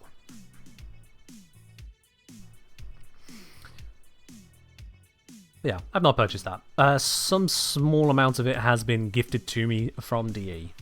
So there is that. But, in fact, can I see how much personal plat I have? Apparently not here. I'm sure I have some. 38 no? months. Okay, I've used it all. Currently Okay. on a camping trip, but I hope your maths go smoothly. Also, looking forwards to your review of Daikyu Prime. Yo, Ray, thank you very much for the 38-month resub at tier 3, no less. Much appreciated, dude. And have fun on your camping trip. And yeah, we'll get around to the Daikyu Prime in due course. Don't you worry on that, my dude. It is on the list. Cheers. Is the fleeting expertise intentionally ranked 4 to hit the 175? Yes. Because you can't go for higher efficiency than that, except for drainability purposes, going for that there means that we have only a 50% neg to the duration rather than a 60%. To have it 1 pip higher, which I have a mod of that, it just kills the duration further.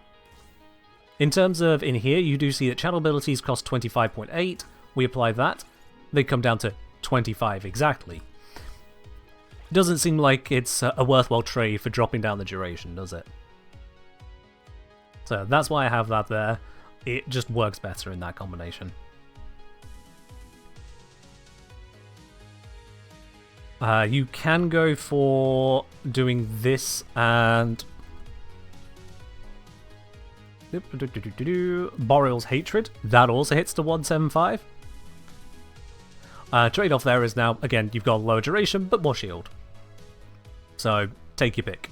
And more damage reduction when airborne. Take your pick on how you want to do that. How many Unperformance should you put on your Ready Prime? At least 20. Maybe even 30, honestly. What primes are in rotation right now? Depends on which prime rotation you're on about. I recommend checking out the wiki page for that, because that is just as easy for me to wiki as it is for you.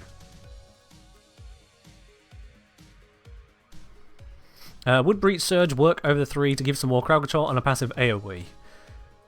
I mean, is there any reason Breach Surge wouldn't work? Aside from casting restriction on Merlina. Are you restricted on casting on Merlina? Merlina.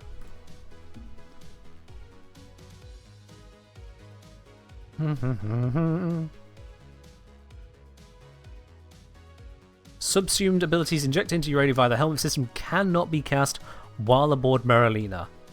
Okay. Yeah. So, if it's a set and forget ability like Roar or Nourish, sure. If it is a repeat cast ability, then it's not going to work on Merlina, and for that you'd want to be using Loyal Merlina. But Loyal Merlina just allows that to work.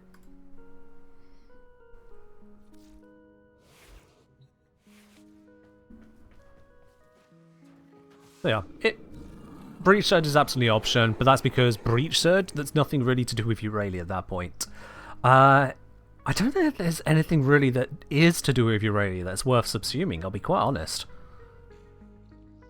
She's got damage vulnerability and hard CC on select enemies. She's got a grouping ability, and she's got a defense enhancement, which also gives her mobility, or also casts sea snares. Depends on if you've augmented it that way or not. I'm not talking like thematic parky. I get where you're coming from with Tempest Barrage, but that's not what I mean. I'm meaning an ability that really synergizes in a special way. But to be quite honest, as I think about it, her abilities aren't special. That's the simple truth of it. Her abilities aren't special. They do their job, but I can't pull out anything in particular that makes me go, yes, there is this particular subsume that does something impressive. Now, it's not like we're getting special benefit from radiation procs and therefore go, oh, Turing Capilla, yeah, that's amazing all of a sudden. It's not like we're going, well, yeah, we want to apply those slash procs with our ability because we're specifically looking to remove a slash proc ability. So yeah. Often MIs for armor strip. Oh, the number of times I've heard often MIs for armor strip, and I have to wonder, who is looking at an enemy that long, waiting for their armor to come down? How many enemies are you looking at for that long to kill them? Because it's a defense reduction of 10 per second multiplied by strength. Even if you have 250% strength, that's 4 seconds to get full strip. And I know that full strip is not the be-all and end-all, but that's 4 seconds to get the full effectiveness. When I want enemies dead by then. I really just want the enemies dead by then. Trixie just say, because the fourth ability makes the enemies ragdoll, the pillars of temple subsume go crazy on heat stacks. Okay, you're on about temples one, sorry, yeah. Sorry, the because I thought was what I was on about, not what you're on about. If subsume null star, you can use neutron star. What about, is it, you look at, oh, where's Nils? Bloody star gone. I know how the alphabet works, there it is. I didn't see it because I'd scrolled past it. Oh well.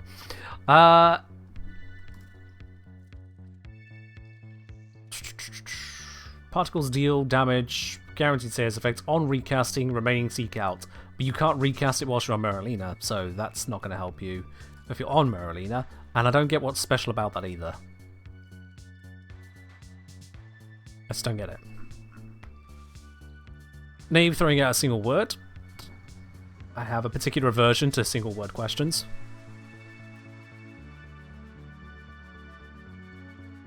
Does Hall of Mirrors damage reduction double dip? Someone asked earlier, I'm curious. Hall of... Oh, right, yeah, Eclipse.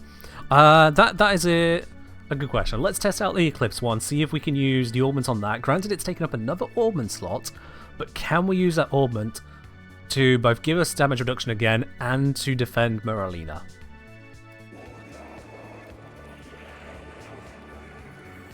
Gonna need to feed this Becca. Come on. Have your yummies. Come on. Nom noms time. Take your nom noms. Oh, you want more of those? Alright, here, have some comms. There we go. You good now? Good, good, good. Alright, there you are. Gluttonous problem. Alright, let's slap this onto config C for testing. Let's replace Aquablades, because we're just determining that as basically...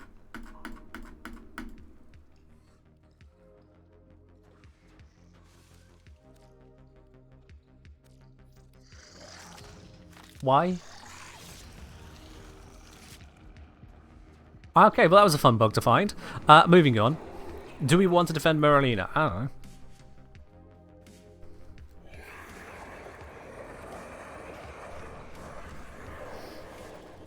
I'm more seeing if this works than anything else. You don't think this works? Well, I'll take your don't think and move on to finding out, if that's alright.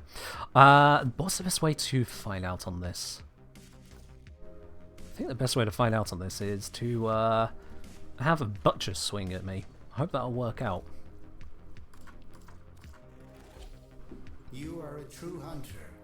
Where would the sanctuary be without... Where would the sanctuary be without? We know where it is within, but where is it without? Truly deep words for our Mr. Simmy boy.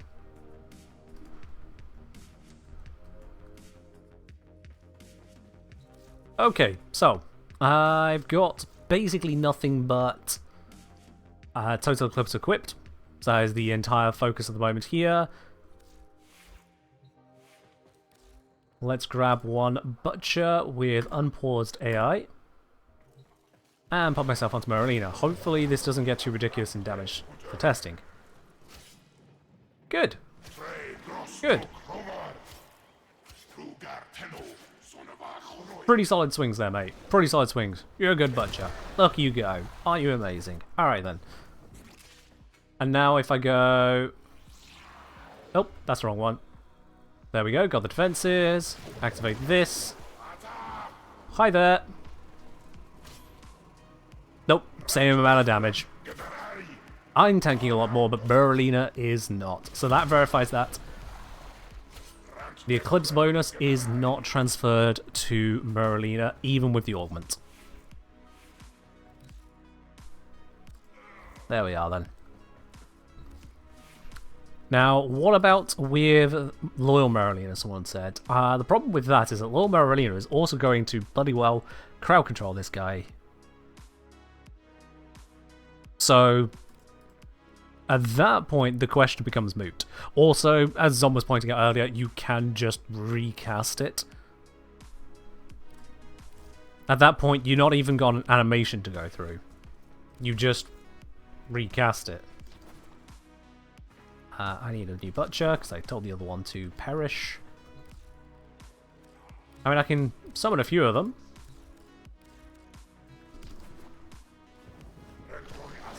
Alright, here's Marlena.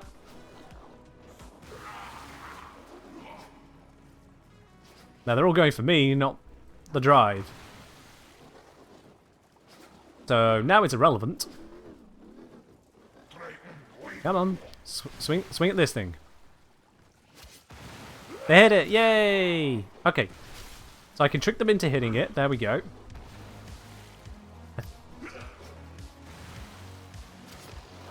There we go. Finally. So now let's do this. Apply that. And get them to swing at it now. Come on, you can hit it. Same damage. Same damage.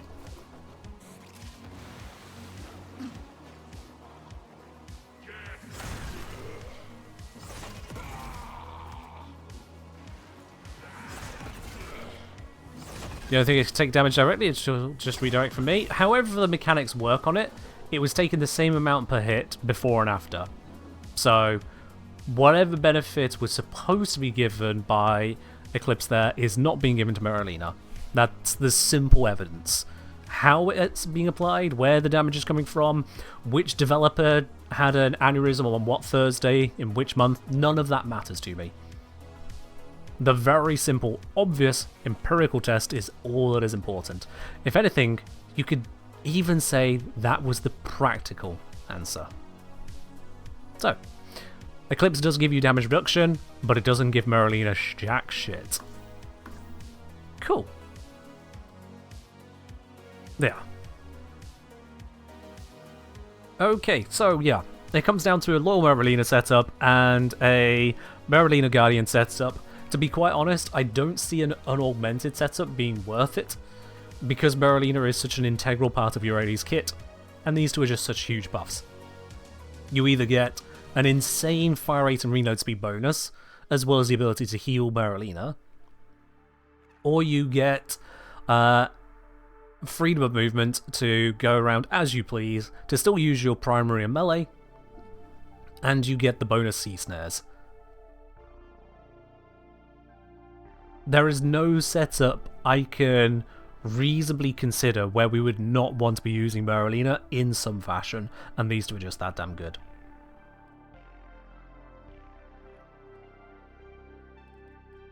So yeah. That just seems to be the list of it on that one. So in terms of approaching it...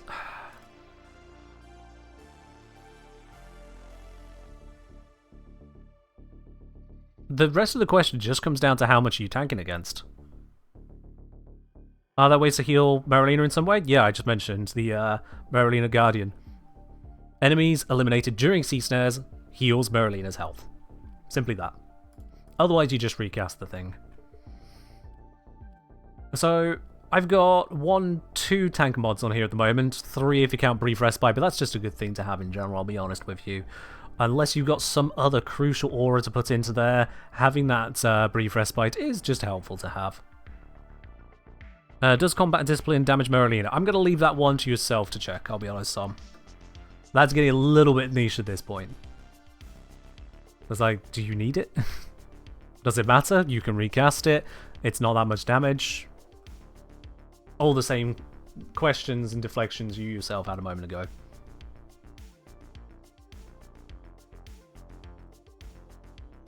Casting Marilena inside another fire bubble gives it massive max health. What now? That does not sound even remotely correct. What are you on about? That is not how this game works.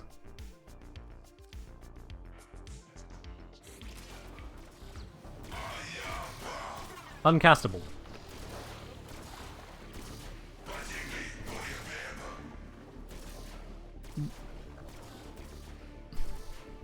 Null bubbles damage Marilena instead of disabling it.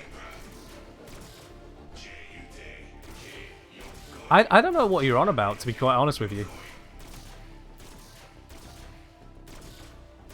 Come on, mate, finish shooting me. Fine, I'll dispel it myself. So if you enter the bubble inside the window, okay.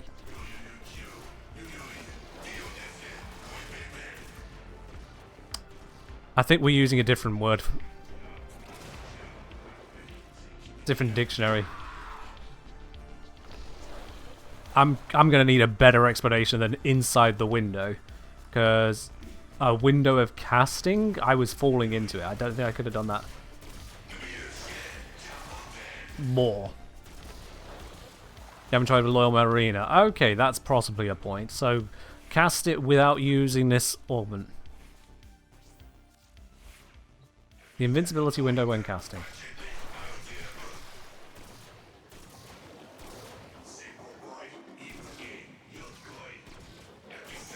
Okay, so for a moment there, the health on it did go up. It wasn't right away. But then it just jumps up to more than double. Yeah, what is that?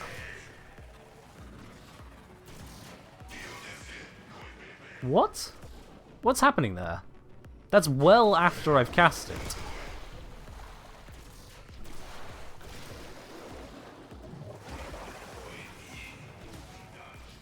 Yeah, after a moment inside the bubble, my hit points on it go up. It's more than doubled most of the times I've done that.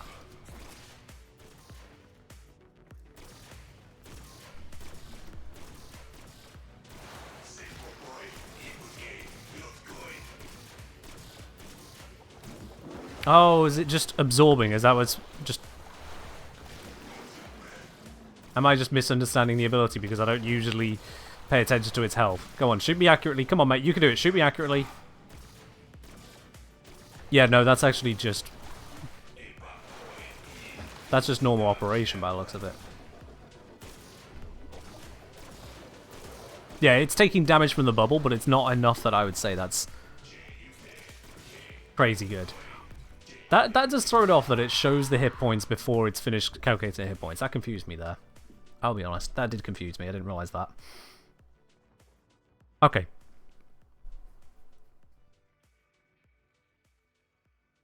It's percent health damage? Yeah. This guy's good? No. No. So, sure, it's a percent of health damage, but the health on Marilena is only scaled by strength, as we can see here. That's only going to go so far. A percent of that even if you end up with 150% more health on it, cool, great, you've got a bunch more health on it. That's not like game-breakingly different. You've just gone, yeah, so it would be taking damage, but that means it gained health because it can't take damage at first. Also, I have to admit, this was the most roundabout way you could have explained that, but we got there. We got there.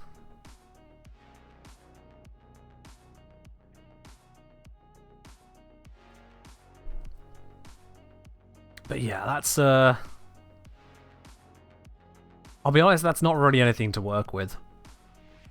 If you cast it whilst falling into a nullifier, there is a hit point benefit. Because it would take damage, just like if anything else were shooting at you, causing it to take damage.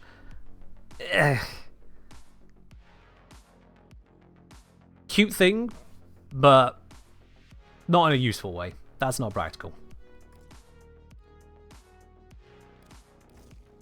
That's just not practical. Now, the other point then is, does Loyal Berolina not get extra hit points from you being shot at? Or is that just the nullifier being a nullifier thing?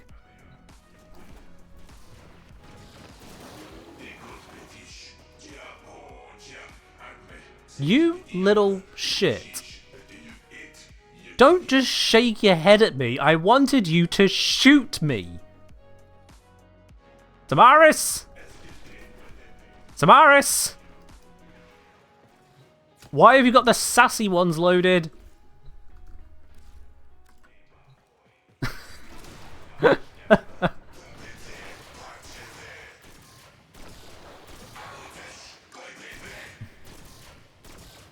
Alright, so yeah, it didn't stack up whilst in the bubble.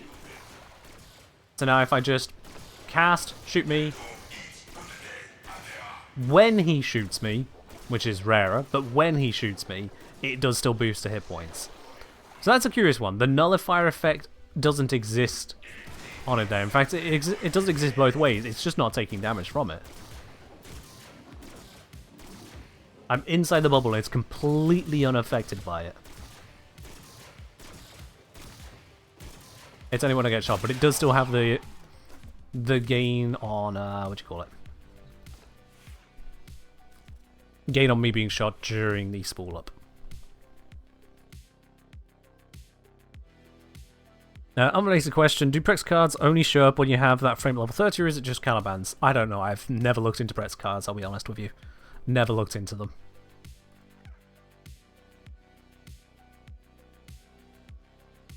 Looks like you get the iframes properly when it spawns, you get them when it dies.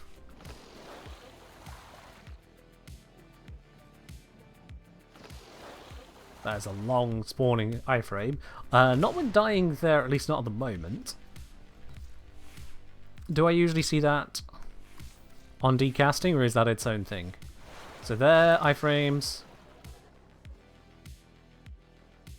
Yep, and then getting off. A much shorter one, but it's still there. Okay, okay. I knew like half of these details in the past, I'm certain. It's been so long since I've cared to play this frame, I'll be quite honest with you. So, if I now go Nullifier again, why not? Cast it, I get the iframes. Iframes weren't dispelled. I'm gonna wait for it to kill Merolina.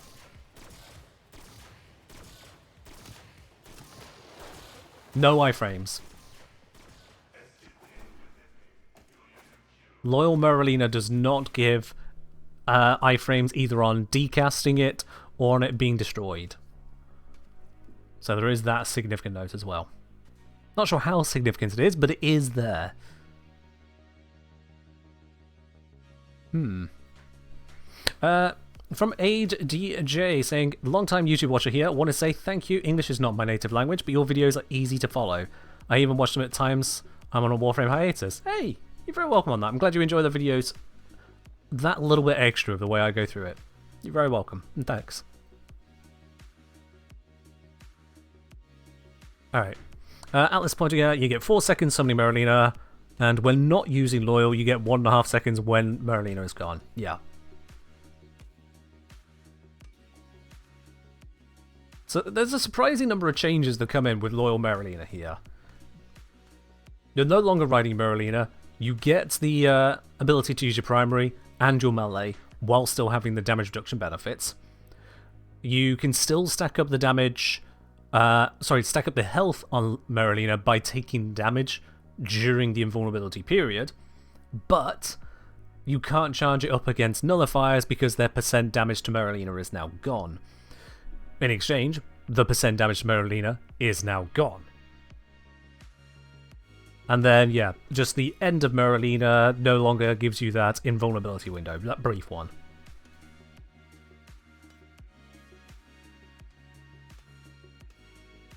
Okay. I'm still seeing a generalized damage vuln, Riptide for Riptide's sake, Merlina all your way through stuff with Accolades just kind of existing.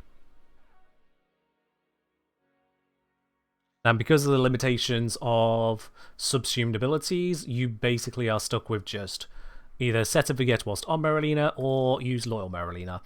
With that thought in mind, with Eclipse here, if I go for Loyal Merlina, I'm fairly certain this works, but I just want to make certain. Right, Merlina is active. I can still cast. Yeah. It's an extremely simple check, but I just wanted to be certain. Whereas if I activate that now, can't cast. Yeah. Get rid of that guy who's annoying me.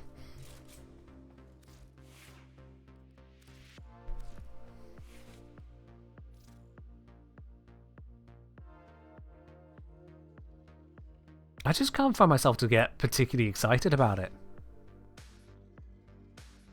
That's the reality of it. I just can't find myself getting particularly excited about the frame. I don't know what it is. Running with a Loyal Merlina setup, we can have that in.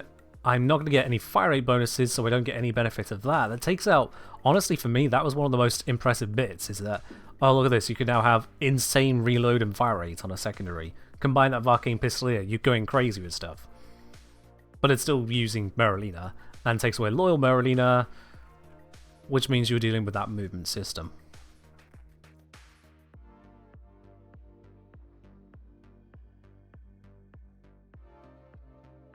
Which is just a secondary weapons platform with a funny surfboard? Pretty much. How she achieves that with grouping and damage and vulnerability? Sure.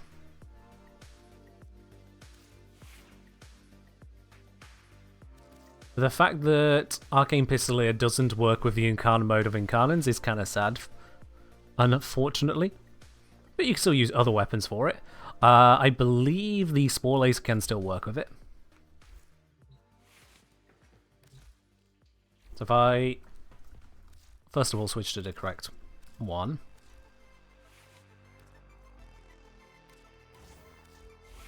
There we go. If I grab some butchers.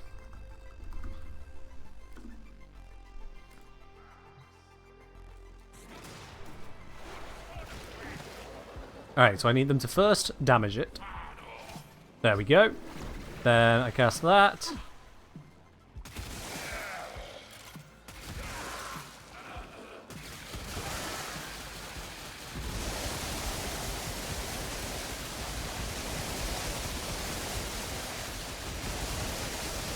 That's pretty nice.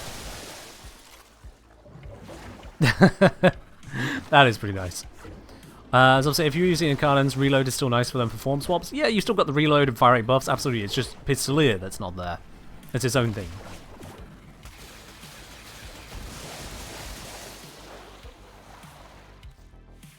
So let's take this as it is. I've got the adaptation, redirection, tanking approach.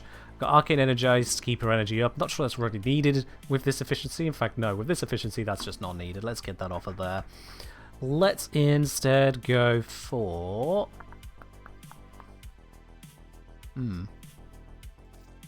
Aegis?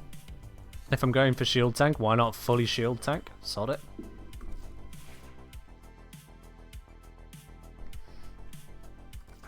We'll just leave the companion not firing at the moment.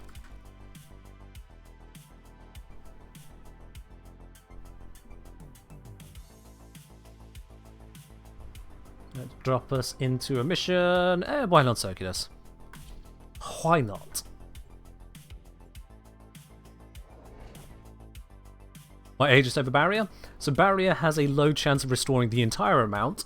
Aegis has a low chance of continuous restoration for the entire time.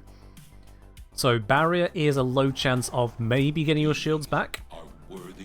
And then it's done. Aegis, once it activates, you are basically immortal until it runs out. Which is kind of a wild difference.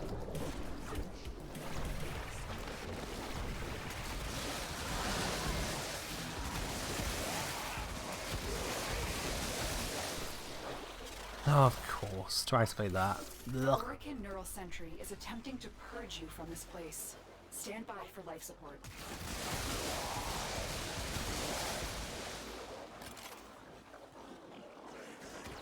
Alright, let's activate this. So that's pretty effective.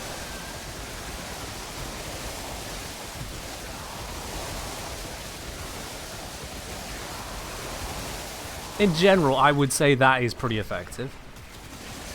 You might think differently to me on that. That's absolutely fine if you do, but... I have the white noise generator in bright green.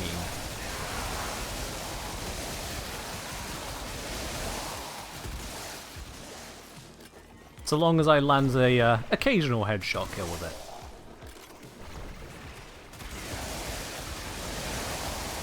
Which, to be fair, it's a spore laser, that's not the easiest thing to land.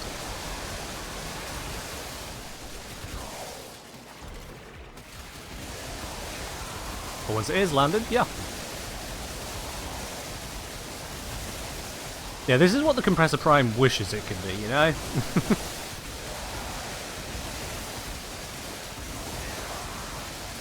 The sheer output. Oh, need to get my fire rate back.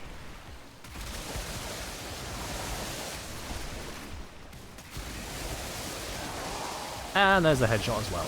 Cool, we're good again.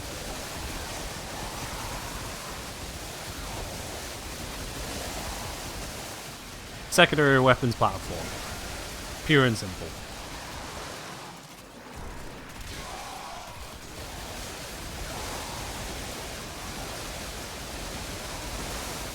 What's my kill rate looking like? Pretty nice. To say I've got a prime frame, an augment, an arcane, and a kit gun. A well-modded kit gun, sure, but it's still a kit gun.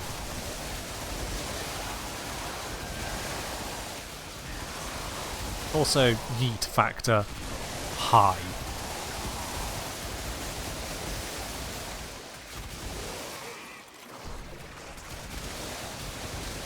Come on, give me another headshot. A triggering one, preferably. Come on. There we go.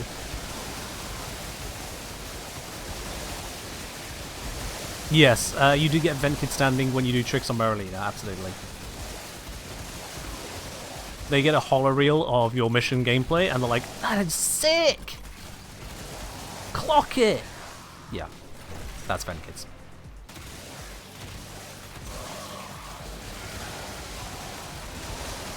Blah blah blah blah blah blah blah blah blah blah blah blah blah blah blah blah blah blah blah. This is with no damage bonus subsumed, no arcane, what's it, arcane avenger or anything like that. Merlina, no! It's fine, I can fix this. It is fixed. Can Venkid's voice actor when? You guys keep asking for me to be voice actor for various things. Voice actor for Proto Lavos, voice actor replacement for the Lavarian. Now voice actor for Ventkids? Do you basically just want Warframe Ken? This is some April Fool's update we're all looking forward to. Just everything voiced by me. Lotus, me. Teshid, me. Every Grenadier unit, also me. Misery? Believe it or not, me. It'd certainly be a unique update.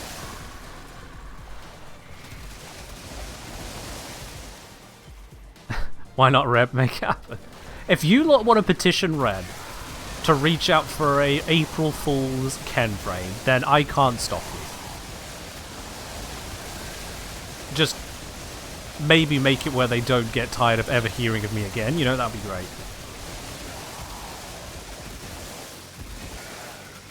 Oh, need to get the infinite ammo again. Oh, need to get Marilena again.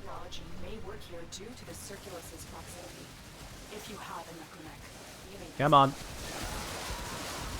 Come on, do the funny thing.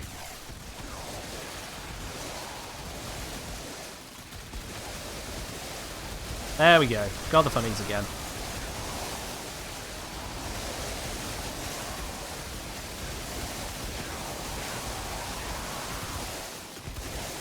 Nope.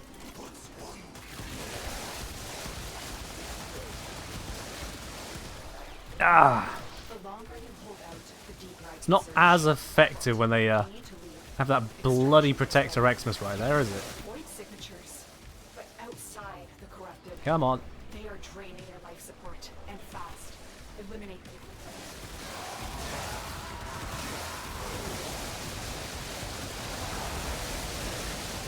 There we go. Oh my word, what am I doing to the poor lad? Look at him go! Didn't know you could do that to them, not gonna lie.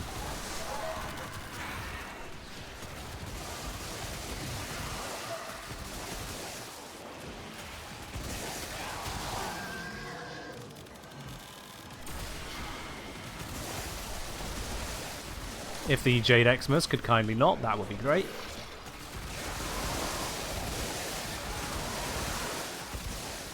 But yeah, I've kind of reached my fill of this.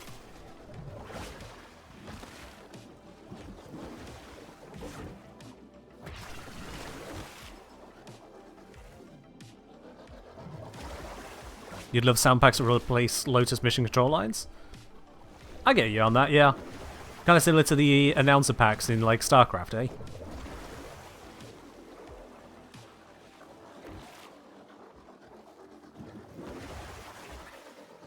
I get it. I don't know how much that would be for DE to implement, but shouldn't be that problematic, right? Silence over the Echo Blades? Honestly, not a bad shout.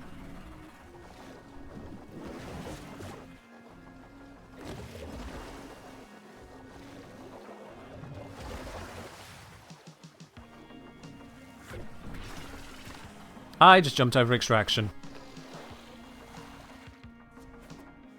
Get me out of here. There we are. Ah, right then. Strike. If you strike to win, the lesson ends. Ken's voice for tile regular lines? Sure, why not? The real test for voice acting is, can I say club?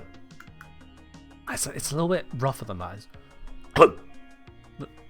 That's about it, right?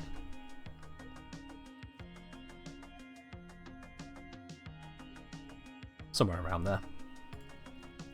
Mission star with let's solve a practical problem? Yeah. Happy Hour saying biggest problem is that sound studio time is expensive, but doesn't DE have their own voice booth? Well, not only that, but also some voice actors can work outside of their specific voice booth and just provide their sounds as is.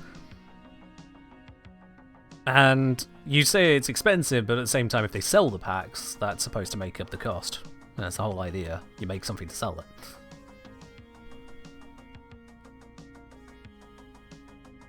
The sheer amount of voice lines would be a bit of an undertaking. Yeah, it's definitely something that would be work. So we are very much hyping ourselves over nothing here. Also, I realised that a long time ago there was an Urple request by Bytes. I'm going to refund it, but still put it through. Because that was an hour ago and I did not notice. Oops. Sorry, Byte. Alright, so with that setup just now, what feels like it needs addressing? If I'm quite honest, it's the gameplay that needs addressing. It just doesn't vibe with me. Where can I put more power into this? We need the efficiency. No, we don't need the efficiency for Marlena Guardian. We need the efficiency for Lord Marlena. So we can get away with not having to go so hard on the efficiency, which means I can drop that. Give more of that, which means we'll get more hit points on Marlena, more damage capability on sea snares, and we have a slot left over for something else. Let's leave that slot open at the moment. Take this into an EDA with Zagara's gift. Because there are other secondaries of more power one can use. I think that should be a decent measuring point.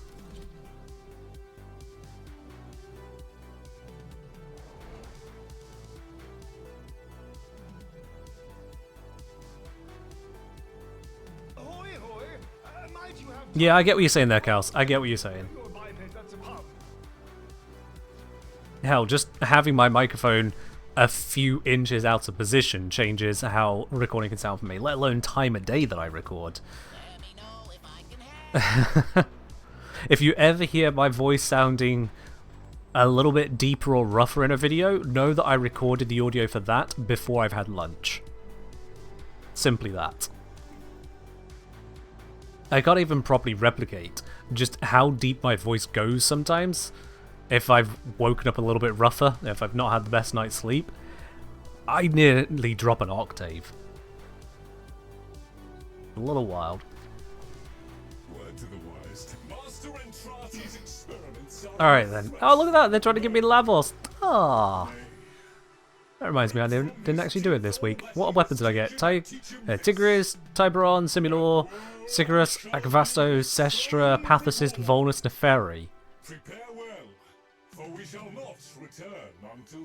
The Sicarus has an Incarnate, doesn't it? Yeah, Sicarus has an Incarnate, so I do have an Incarnate here. Sestra as well? Oh, does Sestra as well? Oh, damn. That shows how much I remember about the Sestra. Yeah, you're very right. Yep, Sestra as well. So I do have a couple Incarnates to pick from, if I have them. And the secondaries. It lines up. But let's ignore all that for now. We've got Exterminate, Disruption, Survival. This might be the best lineup of missions. Maybe swapping Disruption for Alchemy, but otherwise, yeah, this is about the best it gets. Actually, no. Oh, Euralian I could talk to Operator, it's fine. It should be fine with Operator. Anyway, yeah, pop the thing. Let's do the thing with the stuff and the bits. I'll leave my companion without a weapon for now. But I might change that later.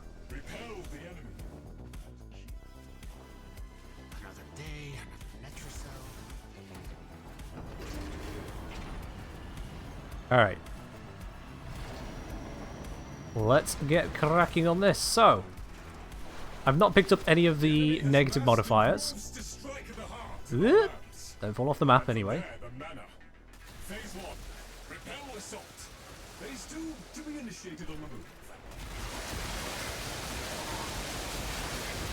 Here we go. Fire rate has been acquired.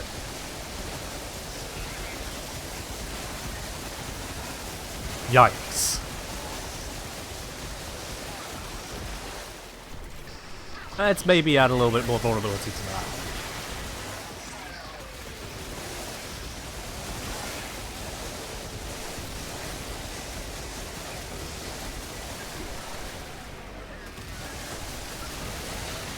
I think this is more a show of the weapon than it is of Eurali, but yeah.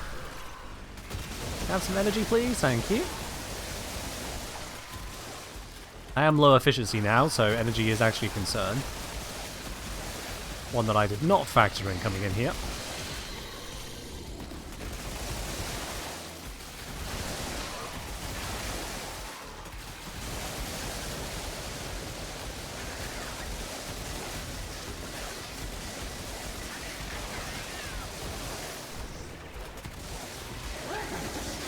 I just cast my wand at you. How did you not get affected by it? Come on. Oh, grizzling. Alright, come on, you attenuated bastard.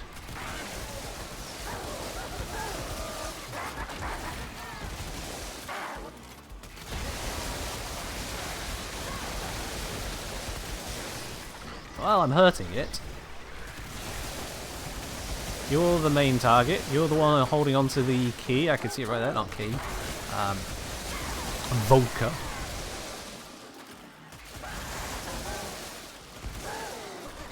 Come on. There we go. What?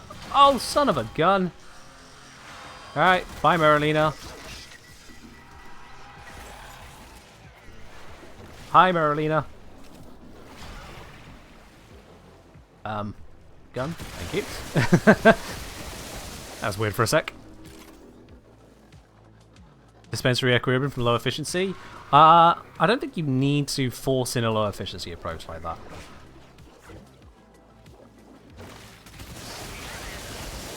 Like, you can do it, but subsuming it on just doesn't really seem necessary to me.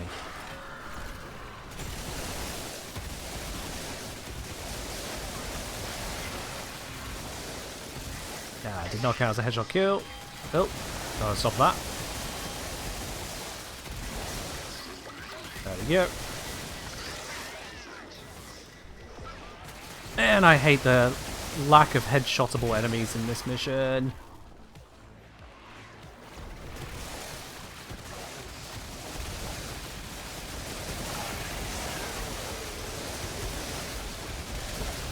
There we go.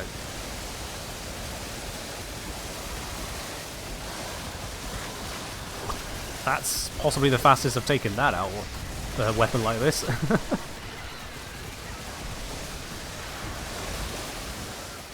feels like tank-wise I'm doing just fine. Like, maybe I'm off. Maybe I'm just looking at it wrong, but it does feel like tank-wise that is not the concern here.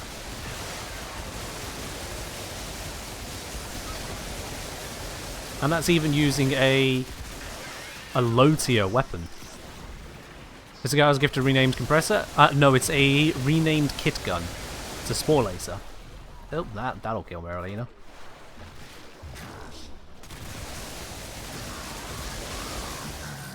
Tore that thing apart. Have some energy, please. Energy would be lovely. Please give energy. Actually, this will give energy.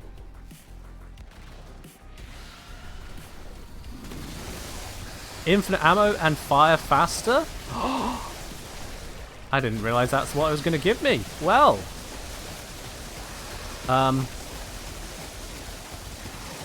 Okay, so this might take a moment.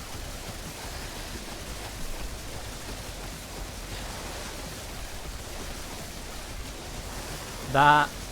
You know, come here, you. Wait, no. No. Why are you running away from me? Where are you going? There is nothing else to fight. It is just me.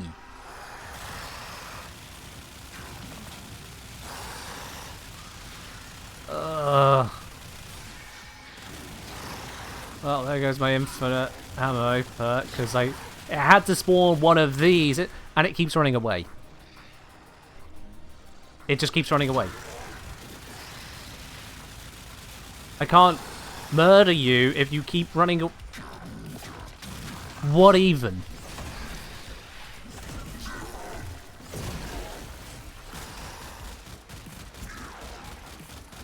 And now I have a tanky runaway thing and a excuse me whilst I have no head thing. Which I can't kill first because I need to kill this thing that is giving it massive damage fucking reduction.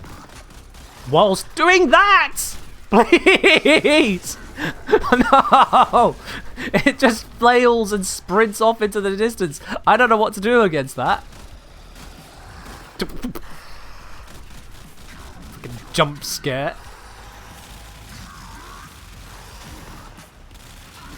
Please stop.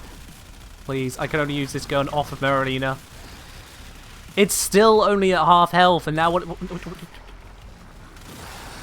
what is that movement?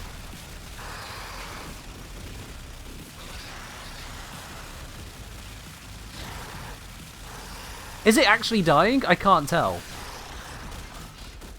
I was dealing 493 damage a shot there. Why is my damage so low?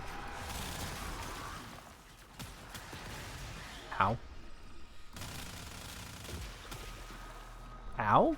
What? What? What's hitting me? Now, seriously, what's happening now?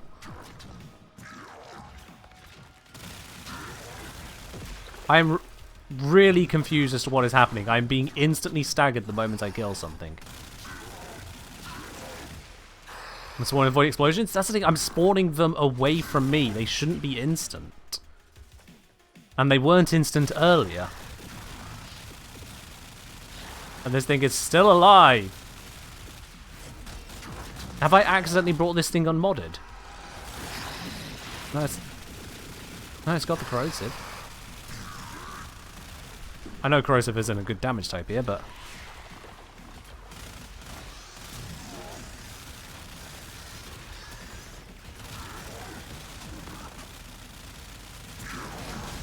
It's not happening on every single one of them, it's just sometimes there's this... an invisible explosion, I guess.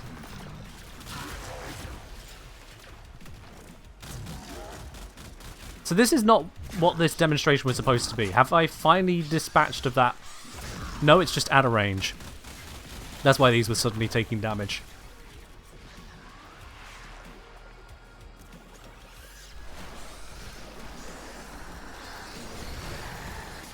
Can I have my gun, please? Thank you.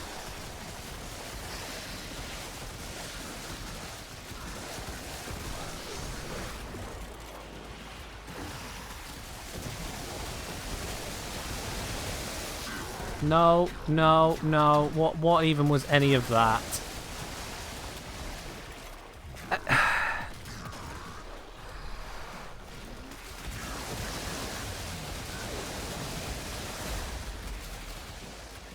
Can these die now?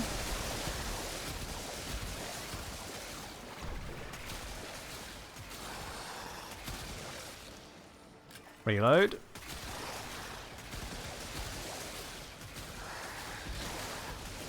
How am I missing? It's right there. Where's its hitbox?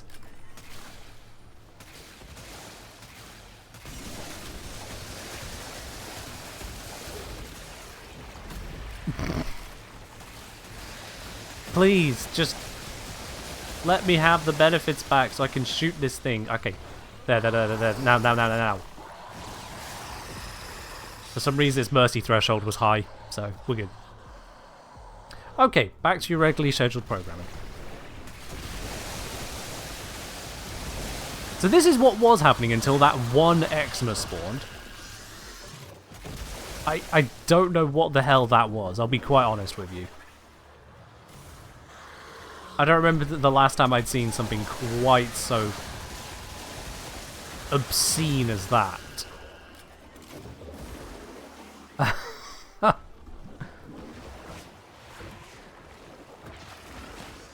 What's the difference caused the massive increase reduction in damage? So there was the roly-poly Xmas.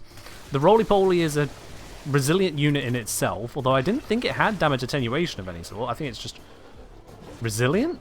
But then being a Guardian Xmas gives a lot of protection from damage. A lot. And considering this is a relatively untargeted weapon, that's a problem. That resists so much of its damage. And it was applying that to everything as well. Yeah, we got another Guardian Xmas here. But because it's not a roly-poly, it will die this week.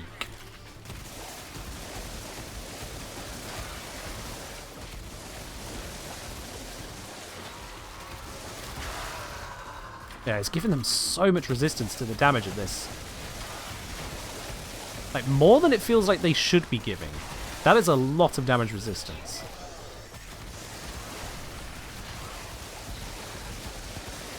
And of course, it seems to also just want to ignore crowd control. Your overguard is gone, please be grabbed.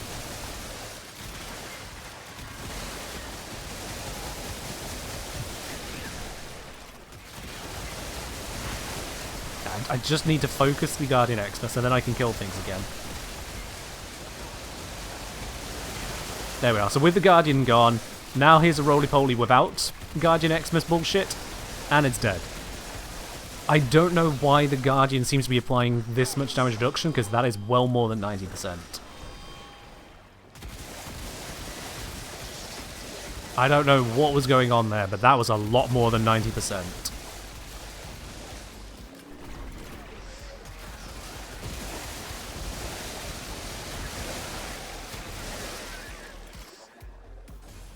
Yikes.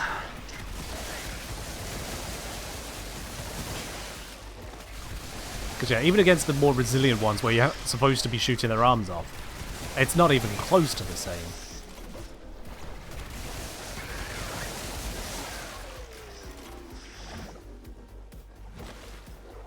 Aren't they extra resistant to AoE on top of other DR? I don't know, honestly. These kinds of mechanics are not explained in game. I would say poorly explained if they were explained at all, but they're not even explained.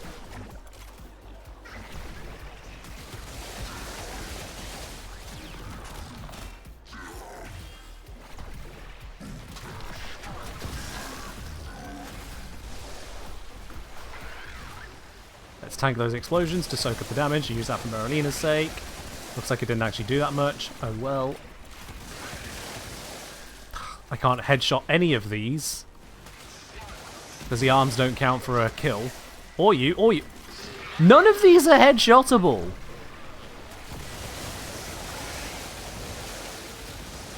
Could it be mission modifiers? The only thing that changed is a Guardian Xmas. And we've had 2 Guardian Xmas where the same issue occurred. It is Guardian Xmas. Ah! A headshotable enemy. Yes! I can finally have my weapons set back.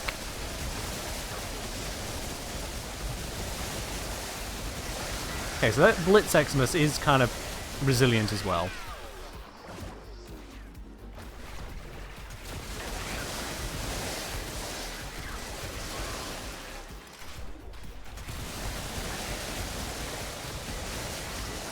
Yeah, bringing out the Murmur as a broadly unheadshotable faction after introducing so many things based on headshots was cruel.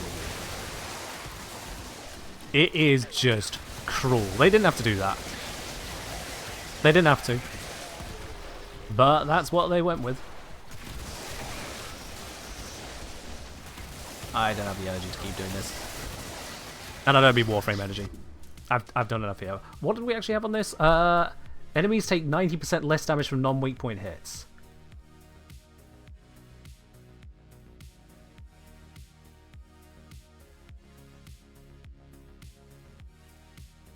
So, that doesn't explain exactly what was going on there, but I'm going to venture a guess.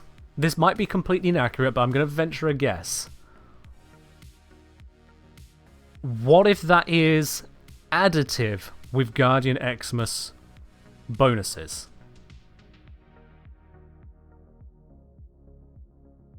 What if that's additive? Because this 90% should be applying at all times throughout the mission and should be functionally irrelevant to what we've just witnessed. If I'm shooting an enemy not in its weak point and I'm still killing it in short order, like some of those floating anatomizers, I just kind of pointed at it. They don't have a weak spot. It exploded.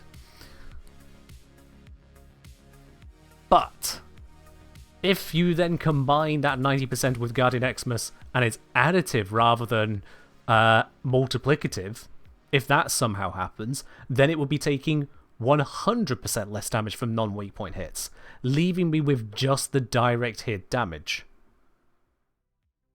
Because the explosion from the Spore Laser is mostly from the bomblets, if I recall correctly. That would explain why I suddenly had basically no damage. I was reduced to direct hit damage only. Now this is conjecture, but it would explain why things felt a lot more than 10 times tankier. And if I didn't have an infinite ammo Spore Laser, I would have just lost.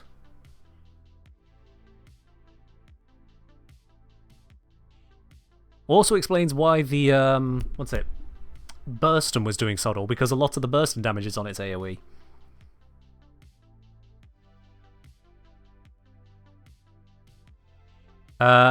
Jokes say I feel like they wouldn't show damage numbers above 0. So we had damage from direct hits, and it may have only been showing those. Alternatively, I could be completely wrong on this, but it didn't feel like it was just Guardian Xmas usual level BS there. My damage output hit the absolute floor only when those Guardians were around. If there wasn't a Guardian, I could deal damage to stuff. It just felt redonkulous. Regardless, this, if anything, just goes to show, check your mission modifiers before you go into a mission, especially if you're going to bring a secondary locked frame like this. Yeah. A special modifier with Guardian Xmas, could that somehow be different from normal? I mean, they're just Guardian Xmas, which don't normally spawn in the Murmur, yes. The question is more as to how that interacts, rather than is the Guardian itself different. With no way to verify exactly what's going on, though, I'm not going to dig into that any further. That just felt like crap, to be honest. That just felt like crap. And we don't dwell on crap. We look at what else we can do. So, in that particular setup there, energy generation somehow ended up being the problem. That could be in part due to the type of weapon I brought, though. If I brought Lex Prime, would that be monstrously more effective? Probably, actually. What were the weapons it offered? It offered the Sestra and Sicarus. Sicarus I have not evolved. Oh dear. Sestra also not evolved. This will be why I didn't remember that they have Incarnans. Cavallero? Do I have the adapters? Do I have the resources? Could you please kindly maybe do something about that for me? Big C? Eh? C to the A to the V to the whatever other letters come next, I don't want to remember. Also have to do missions? I mean, come on, Incarnate Evolutions take no time at all. Nope. That's the wrong one. Stop for longer next time. Don't bring your There we are. tales of Okay. sorrow to this Evolve Incarnate Weapons. Here's where it gets interesting. Let's see. Come on. Show me the good stuff. Here we are. Sestra Incarnate ready. Let's go with that one. Resources. Got. Alright then, cool. Where did I get all these pathos clamps from? Huh?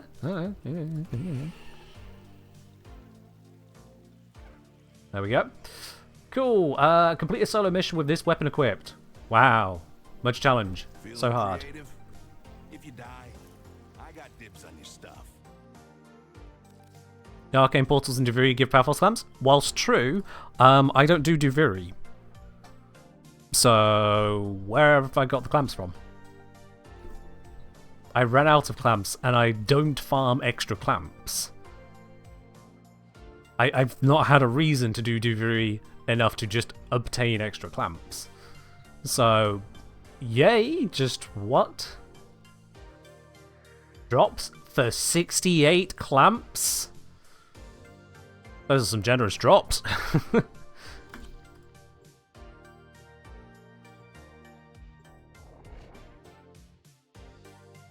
Nah, I got nothing. Did I buy adapters at all? I've not purchased adapters without needing to. And then I'd spend them, because I purchased them.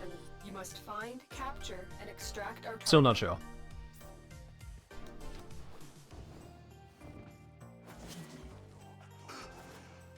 You found a target. Capture them quickly before they escape. Captured.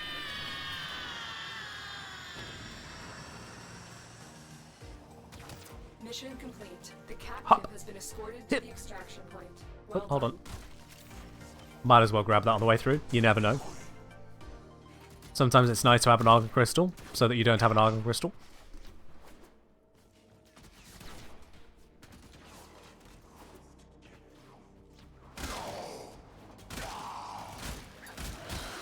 There's a few of them that just want to stand in front of me, don't they?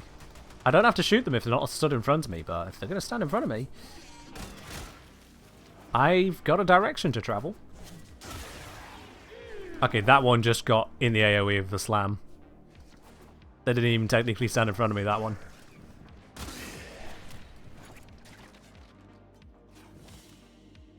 Steel Path Circuit? That is a question. What are you actually asking? Because I can assure you, that mission is not the circuit.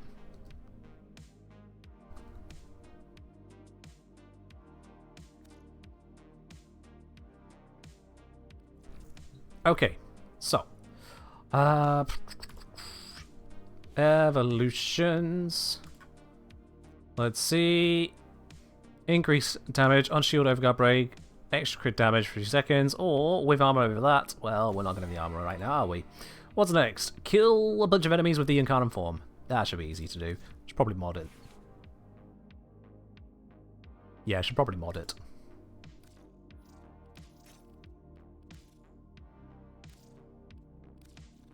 Not yet max rank, of course. I knew that. Let's go. You.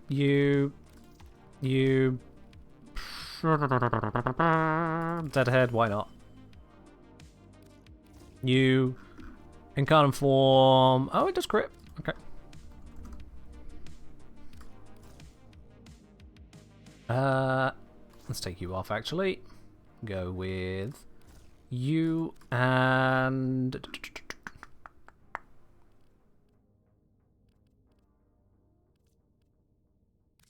That'll do. Alright, cool. That's a little bit of crit damage. Not sure if that's the actual stats or if it's giving me extras from this. Unlocking will give us reload speed, accuracy, or projectile speed. We'll see what I think of that in a moment.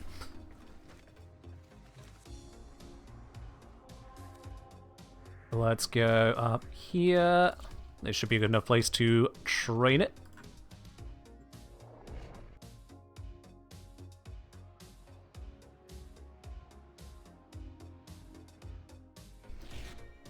The art of combat must be practiced to truly master the canvas of war.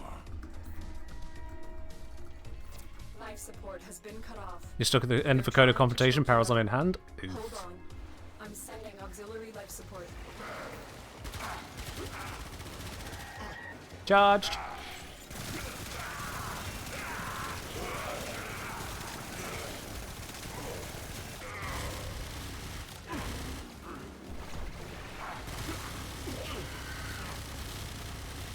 Oh, but I need to use the incarnate form. But this. But. Alright, incarnate form. Oops. Yeah, I might need to do some more modding on this weapon.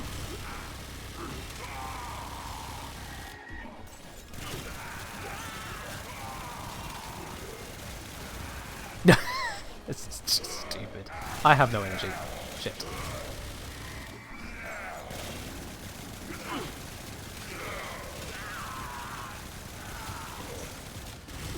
Life support on the way. I may not have chosen the most appropriate modding for leveling this.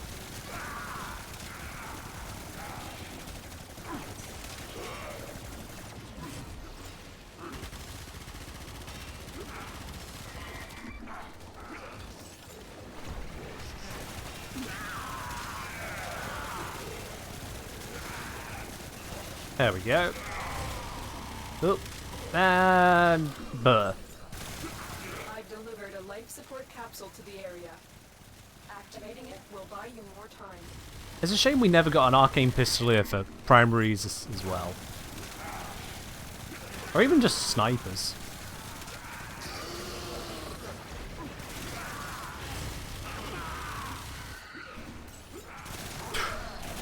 Annihilation at that rate. Although the kill rate is not actually that great at the moment.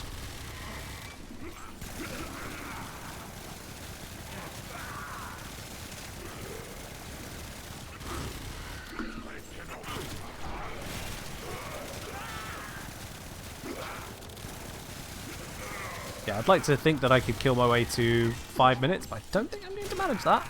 And I'm not getting a lot of affinity this way. Yeah, I may have bitten off a little more than this weapon can chew right now.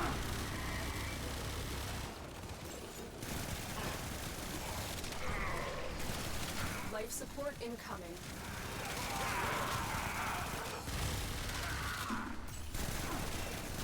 Have I ever tried using Archon crystals to buff the critical chance secondaries that use fire rate like the Senate Cyclone?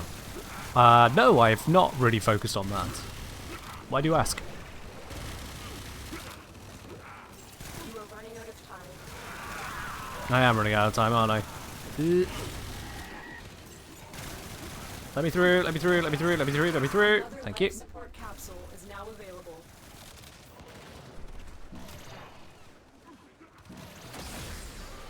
Life support has been replenished.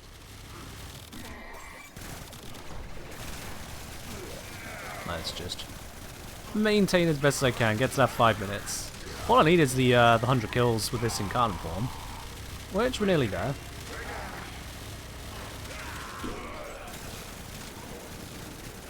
A little bit more.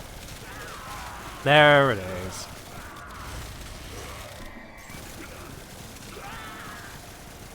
Fair enough, thanks for the suggestion.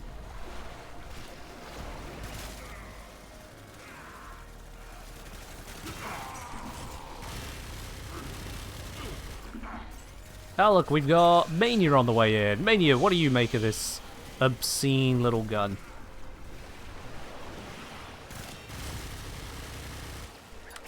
That's a very good thing to make of it. Yeah, well done there, mate. Clear for life supply. You got me good with that one. Activate turbulence so I can't hit. That is devious.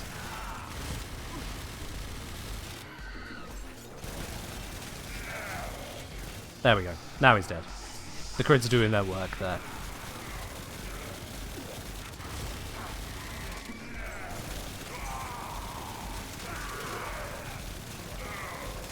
I've delivered another life support capsule. Chunky bit rate? Yeah, that happens.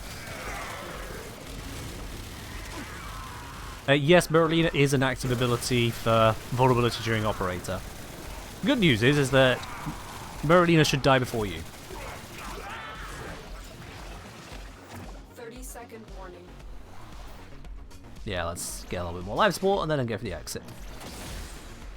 Life support activated. The raid Away! is off to a successful start. Extraction is available if you need it. Oh, I could do the extraction. Yep. Ah, come on. Come on. There we go.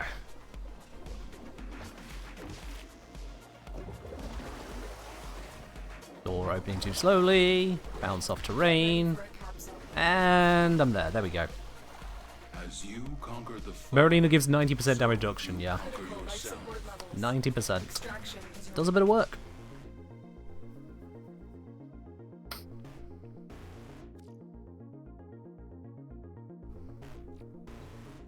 Alright, back to the arsenal. Sestra, up again.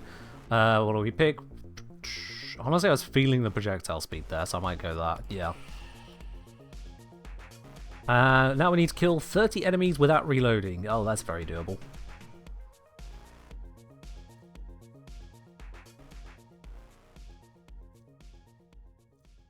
Alright.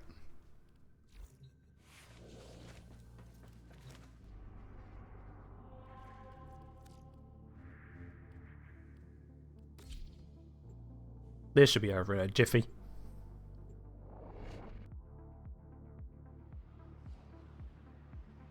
Relix, you're suggesting Null Star, but is that necessary? Did it look like I was struggling for tank there? here. Leave no one standing.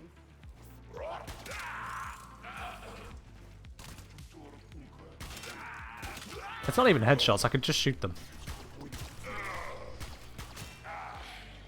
Yeah. I don't know why I was acting like it was requiring headshots.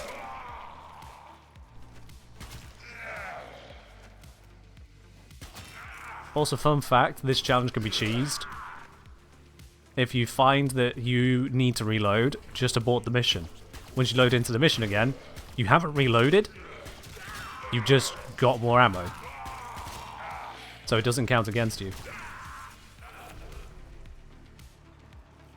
It's perhaps one of the stupider cheeses in the game, but it exists.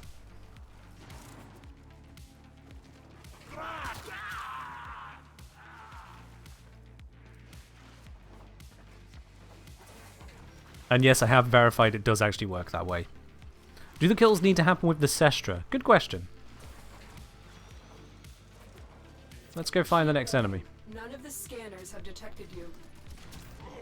Those bullet jumps don't seem to be counting, so yes, it does need to be with the Sestra. It would kind of defeat the whole reload thing if it was other weapons. I did the bullet jump specifically, so I still had Sestra equipped in case that still counted, but no. But in this case, we got enough ammo that we don't need to cheese it by aborting mission. We can cheese it by just doing a really low level mission. Which it turns out is not even close to a challenge.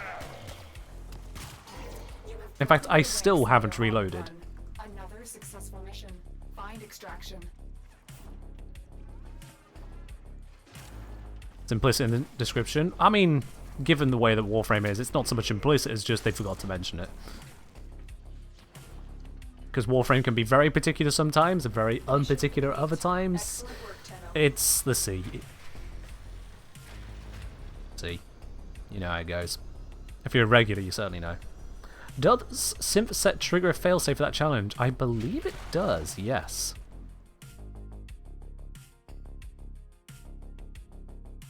Because that is a type of reload.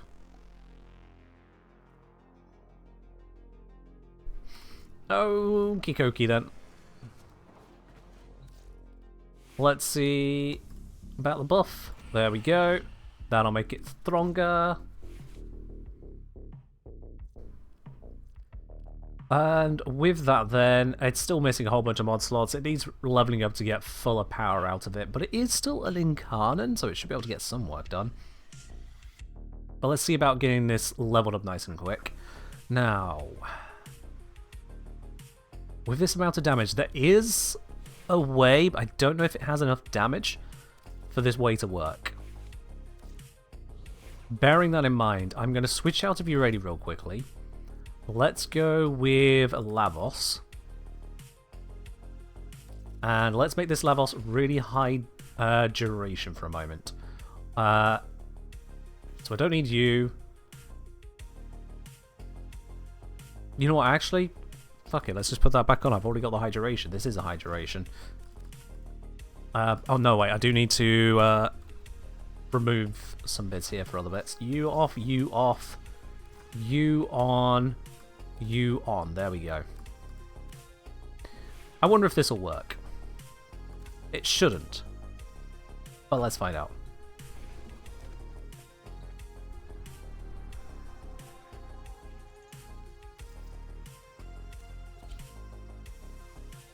Let's see if this will work for leveling it.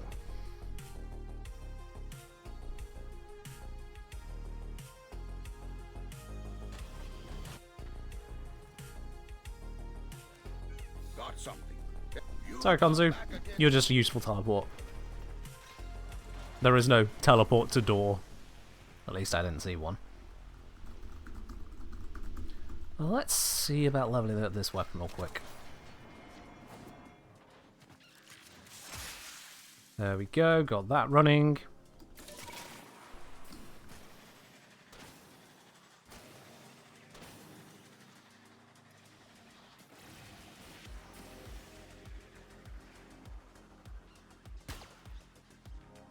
This range, I don't know how accurate this is going to be. But I can try. I mean, that's missing a bit.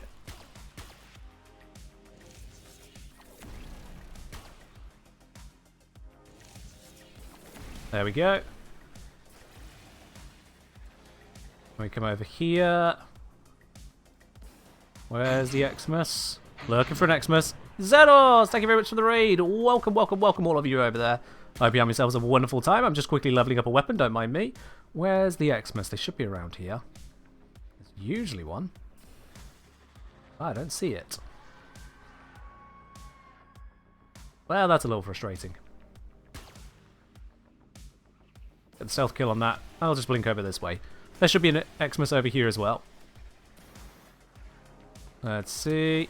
Oh, bollocks, that saw me. That's really unfortunate.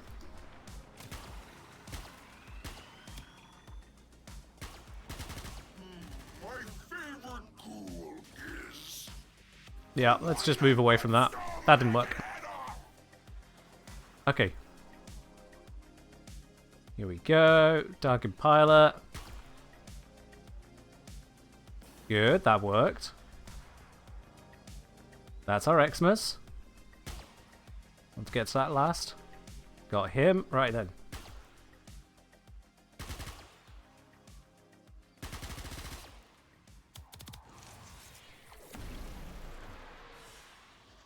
Is this leveling up the Sestra? I think it is, yeah. Yeah, it is. Yep, yep, yep.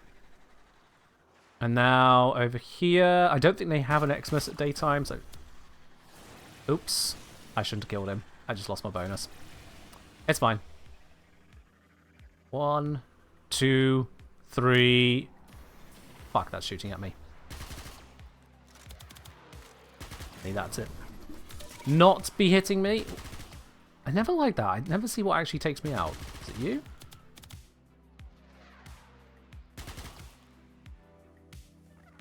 Alright, so that's dealt with. Kill that. Kill that. I want to leave the Xmas till last. Don't shoot me, don't shoot me, don't shoot me, don't shoot me.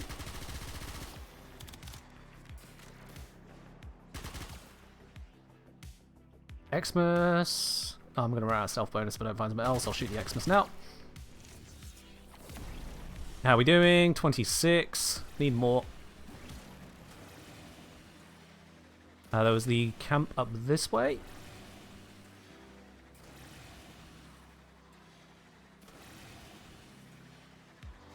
Let's grab these real quick. Wait a few seconds. Fire. There we go. That maintains stealth bonus. Don't see me, don't see me, don't see me. Fuck! It wasn't looking at me! Good thing. Alright, whatever. I'm over it. So that's taken out. Follow it up.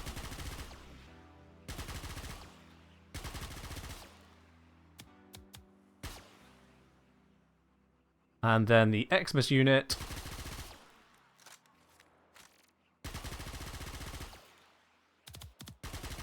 Come on. There we go. 29. I need just a little bit more.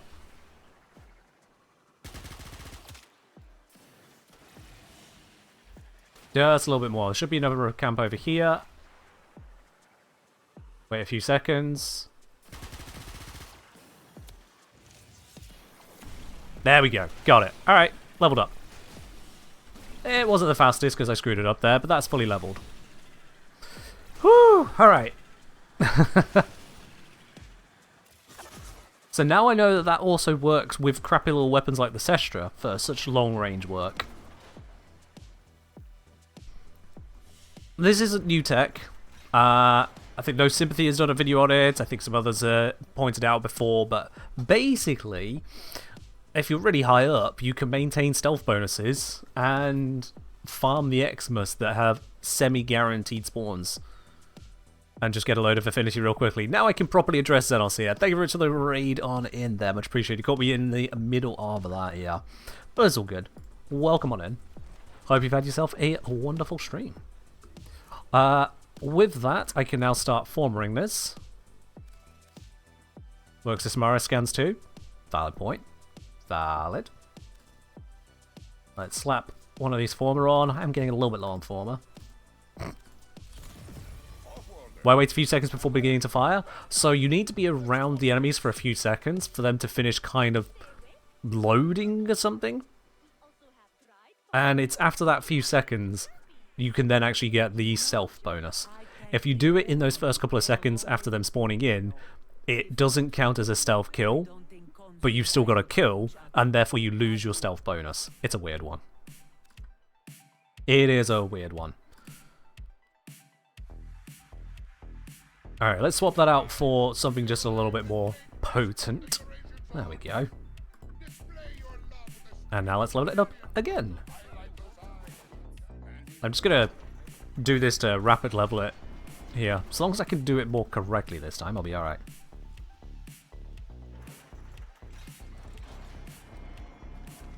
Works nicely for frame XP as well. It does work for frame XP as well, but you need to use something... you need to take the shot whilst you're hovering. So I actually put the hover mods on Lavos, but I forgot that I could just shoot from Arcwing for the guns. Oh yeah, you're right. I can just put the Necromech there. I forgot about that. Oops. Come on. Right there, please. Thank you. So yeah, that keeps the door open. You're very right. I knew about it, I just forgot to use it.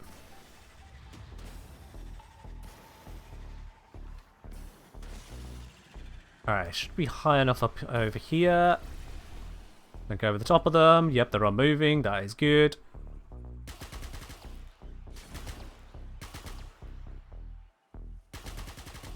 Come on.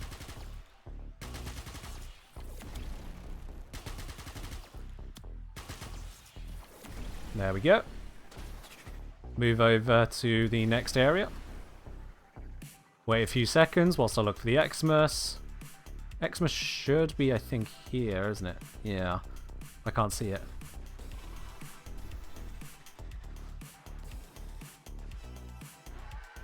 It's usually right there. But I just don't see it.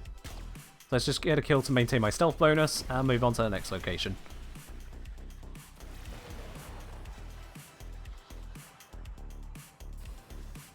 Here we go. There's my Xmas. That's going to spot me, so I'm going to be on the move. Been a few seconds. Take the shots. Come on, perish. There we go. Not the strongest weapon at this range. That's a Nox. That's my Xmas. It's been a few seconds. I should be safe to fire. There it is. Guns at 19. Let's go up over this way.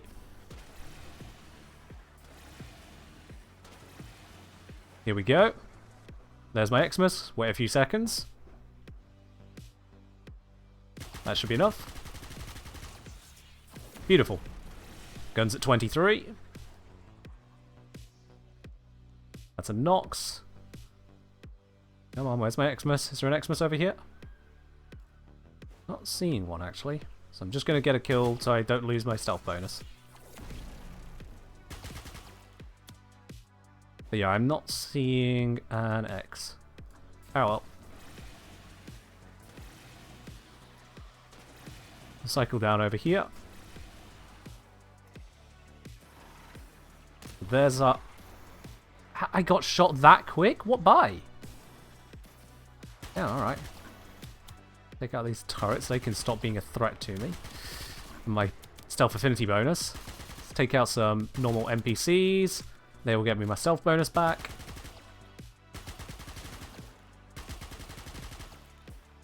Not all of it, but some. I can use that to kill this Xmas here. Wait, did I already kill it?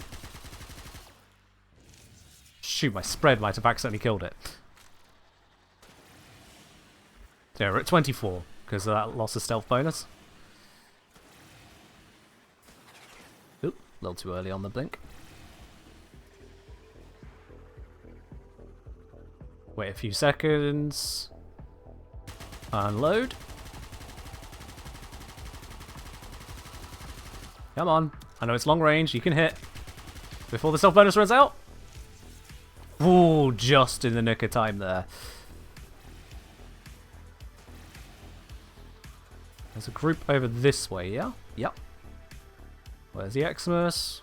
Those are Darkins, that's concerning. I don't see the Xmas. Alright, I'll just shoot everything else.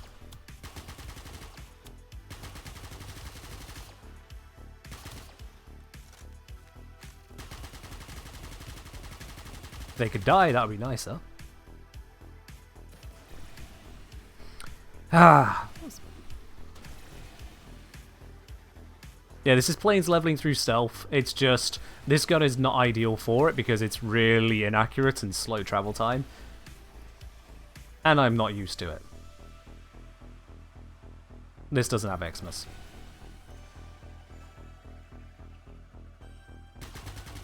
I'll just keep my stealth bonus. Come on, wait. Oh dear, that's bad to see.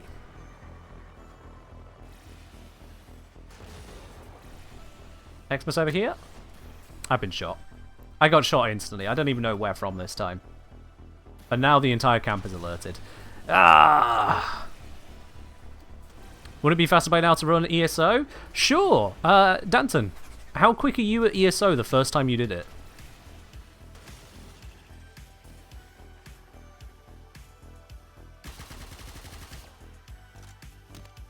Excuse me for trying something a little bit different, you know? Trying to get better at it.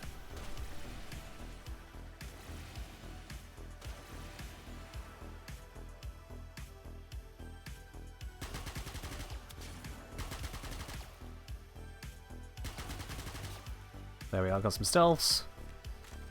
I wonder if this one's respawned over here. Or spawned. I don't think it actually spawned in the first place, did it? That might be our target. It is, but he's alerted. Bollocks.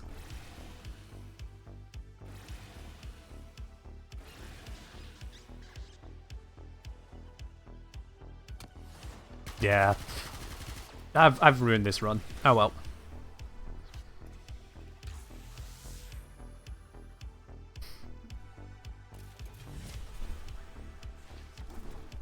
Maybe I should just be one of those boring people that doesn't try anything different.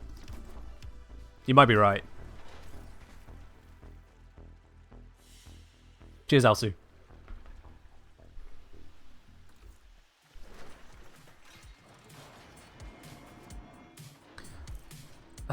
If I... Just out of curiosity...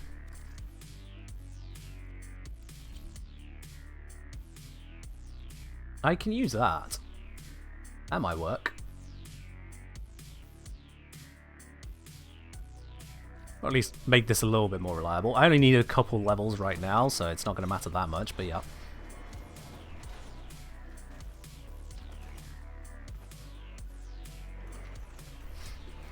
Better for Warframes than the Nasruk. There's nothing special about the Nasruk that makes it better. It's just that the Nasruk is a relatively quick way of getting the kill.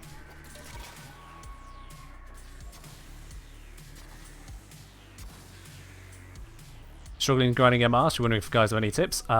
Grab weapons and frames, level them up. That is the entire tip.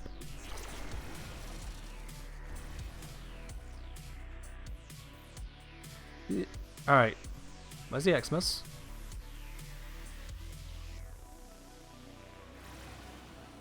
I have been shortchanged. No, wait, there they are.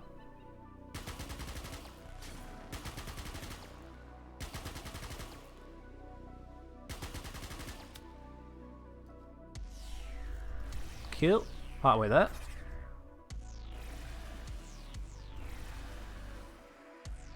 Ah, shit, I'm too low.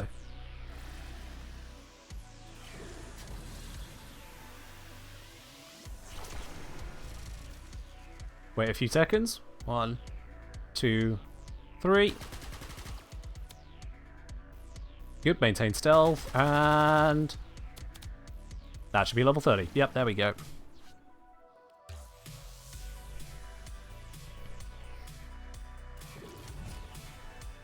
Kill.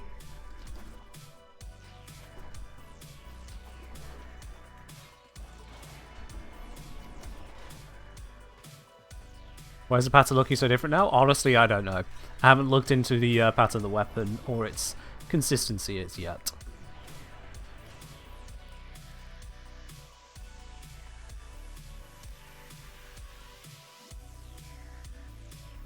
Yeah, seriously, Arden. Just leveling weapons and warframes is the primary way of gaining MR. If I go into my profile here real quick. Yeah. So we can see my mastery points. 642k from warframes, 528 from primaries, nearly 400k from secondaries, 600k from melee weapons. When you compare that to missions, Doing every single mission in the entire game once gives you 27k. Do Steel Path, it's another 27k. You do all Railjack intrinsics, all Drifter intrinsics, it's another 75 and 60k respectively. Intrinsics are good on the first few levels, but once you get to like level 5 or so intrinsics, because each level it doubles in cost, you'll notice you slow right down. So the first few levels of intrinsics in each one, sure. After that, it's more of a grind again. The majority of MMR is in just leveling up items though. No amount of Railjack intrinsics, missions, Drifter intrinsics, whatnot are going to make up for not doing frames and weapons. Now, I know, that's exactly what I'm using here. That's why I'm flying so high, and it's why I said, oh shit, I was too low. That one particular one. I didn't form the item. Shoot. That's fine, I'll just go back out.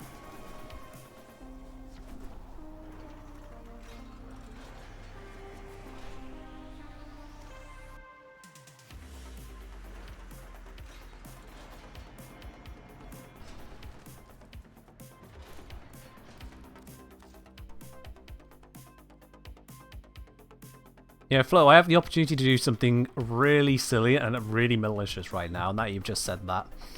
I'm not going to, but just saying, you did put that on the table there.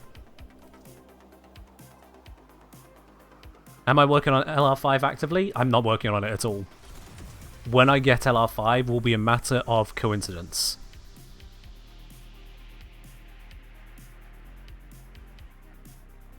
Well, Flo, but it sounds like you were saving up some channel points, and if I happen to change the cost of a certain channel point redemption right now... Did I have you figured out? Did I have you figured out, Flo? I had you figured out, didn't I? Not gonna do it to you, but I had you figured out. Also, gonna do something cursed right now. Trust me, this should work, and it isn't as stupid as it looks, okay? Trust me. It's just gonna look really, really wrong.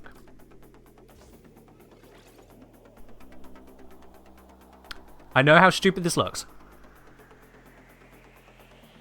Cheers, Lone Eagle. But there is method to the madness.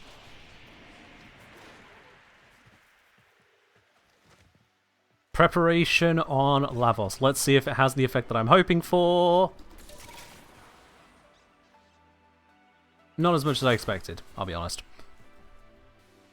If it had an effect at all, I don't think it did. Oh well. Yeah, it's fine. Doesn't cost me anything to put it on there. It works in actual Archwing missions though, which is hilarious. It could be that I just needed to put on Flow as well. Maybe I needed to fully equip.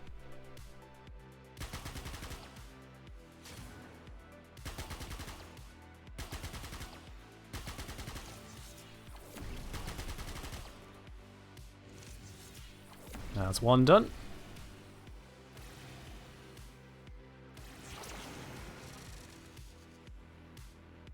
Where's our Xmas? Is the Xmas hidden under there again? There they are.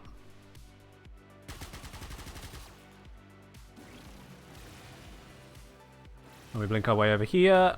Stay high. I'm invisible, so they shouldn't be able to see me to target me. My Xmas has not spawned. Well, that's a little frustrating. Re-up the stealth. Be mad at the lack of Xmas and just move on.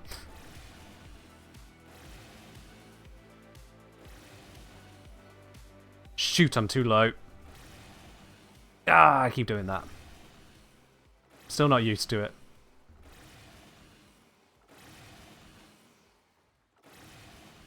If you're too low and you activate the AI, it's just no bueno. I'm too slow. Ah, I lost the stealth bonus. Alright, I can get the stealth bonus back on the basic enemies. But I'll only have 400% rather than 500% on the Xmas here.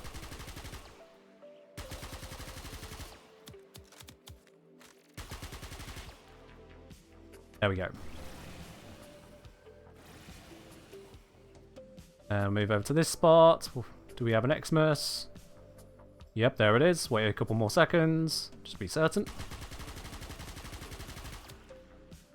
There we go. Go over to this one, I think it is next.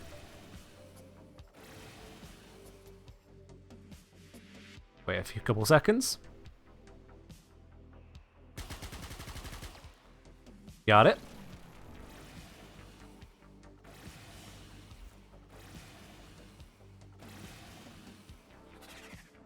Here's a group over here. Do we see an Xmas? No. There's one. Yes!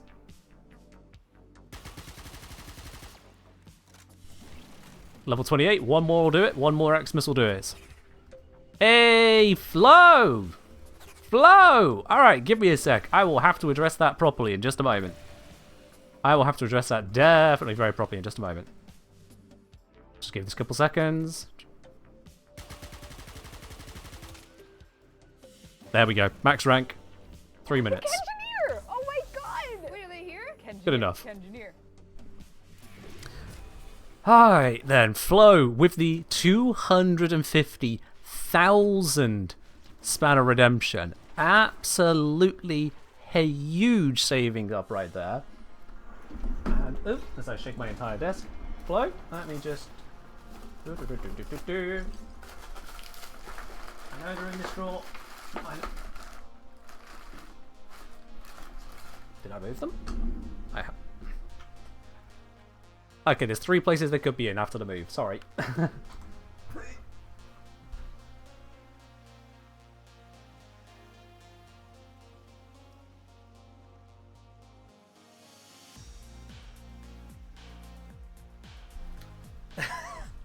Slightly awkward. So this is the first time someone has earned a postcard since I moved house. I thought I had them in the office drawer. Then I thought I had them on the stationery drawer.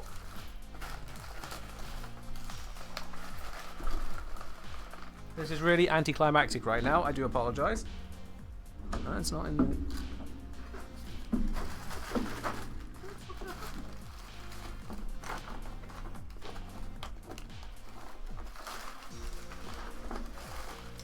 Turns out they were in the first drawer the entire time. They were just underneath the other receipts.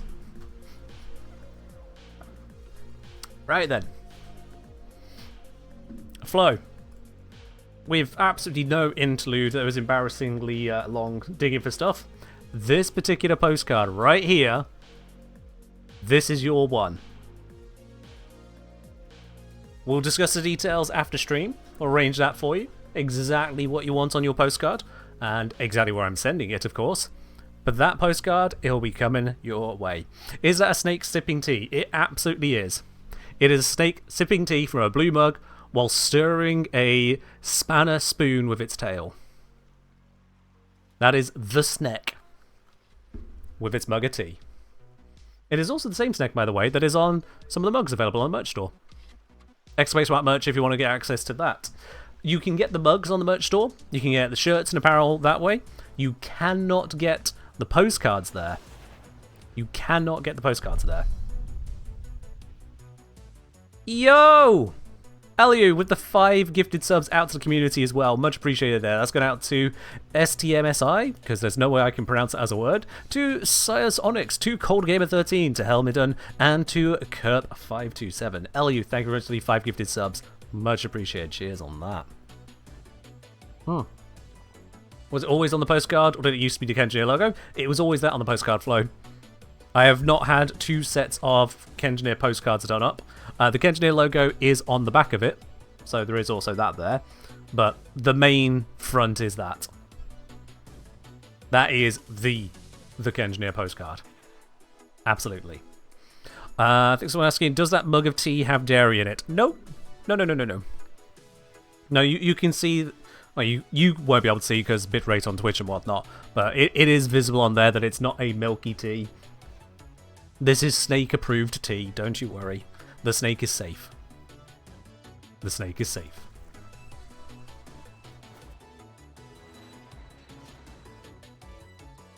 Yeah, Ellie say, if your latest bulk purchase anything to go off, you may have it within a couple of days, but it does depend on where you live. But yes, it can be printed and sent through quite quickly.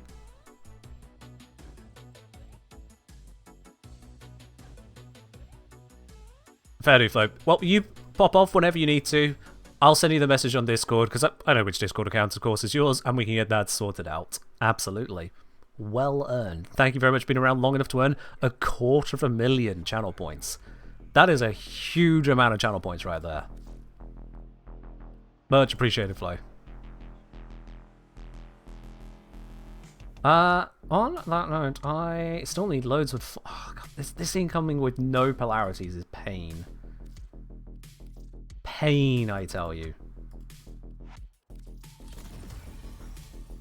Alright, what can I put in for 8? Anything worthwhile? Do that. Also, someone's saying I should use the crit damage one. Increase base crit damage multiplied by 2x. Makes sense if I'm using Urani, yeah. When I'm not, it doesn't make as much sense, but when I'm using it on Urani, yeah, absolutely right.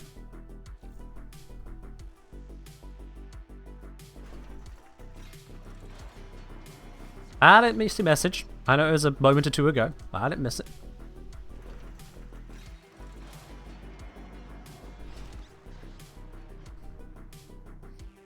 Okie dokie. Let's first of all drop that there. Is that close enough? That's close enough. Alright, cool.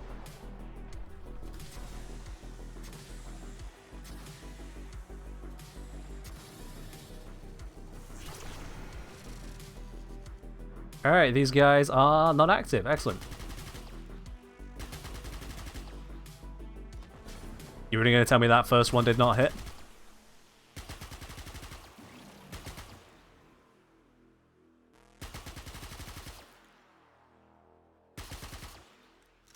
Come on, Xmas. There we go. First level's acquired. Don't think I can get them from this angle. My ghouls could be anywhere. Wait. This camp's just not spawned in. I'm not too high up, I know that for a fact, but the camp's just not spawned. Oh well, I've got this one target.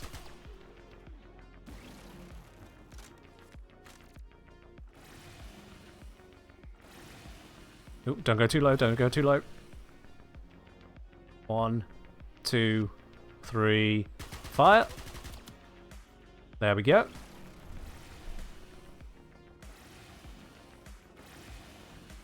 I shouldn't be too low here. That is not my... That's the Xmas spawn. Where's the Xmas? Where's my Xmas? No... Okay, we'll just kill this one. But there should be an Xmas right there. God damn it. Sometimes the Xmas doesn't spawn. You just get a bunch of basic enemies. Not great. Not great.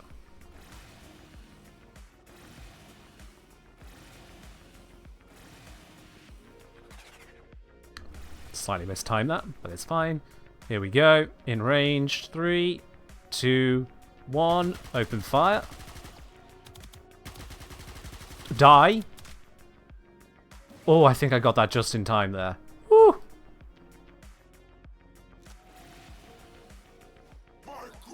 That's not where I want to be. This is where I want to be. Xmas. There it is. Get a couple seconds. Should have reloaded. There we go. 23.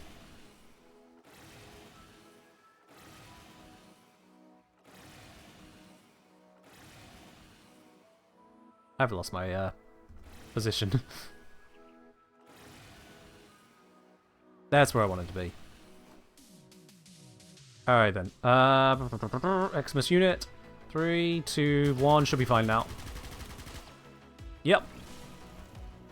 Go up this way. Is this best way to farm affinity? Don't know if this is the best way. Certainly not the way I'm doing it. I'm apparently being a little bit bad at it.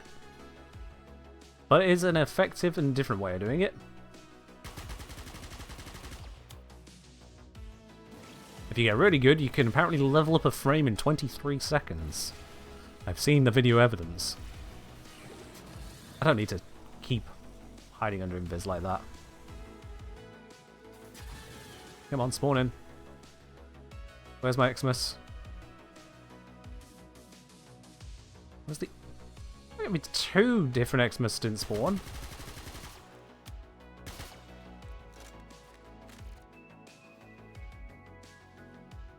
Yep, that's 2 different Xmas spawns. Just didn't happen. God damn it.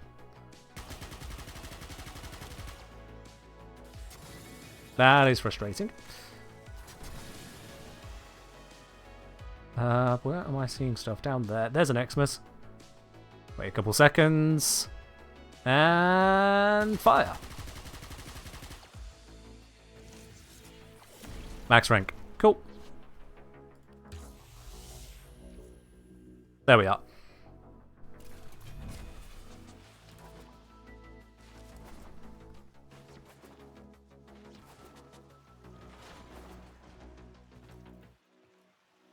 Ta-da!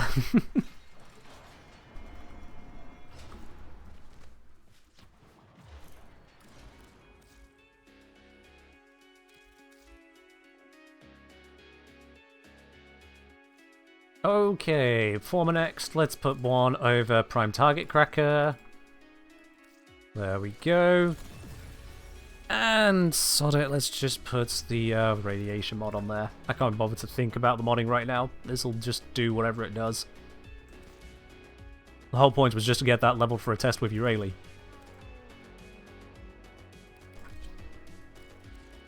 Okay, so Marilyn the Guardian working with Sestra should do the trick. Now we're using Sestra on this. We swap like so. So glad we don't have to go to Cavallero for that. I also said that the energy income was a little bit of a pain. Let's do that just lazily.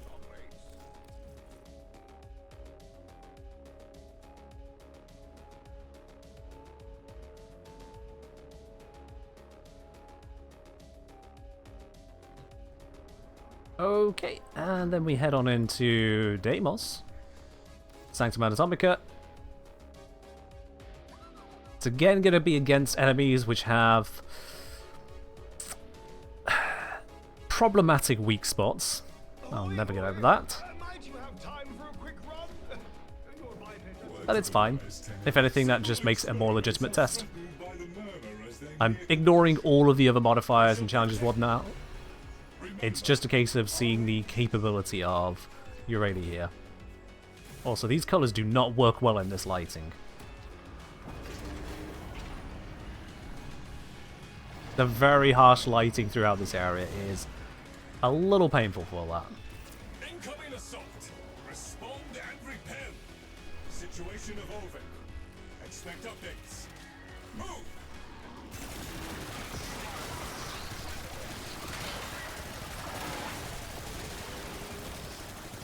So far, so good.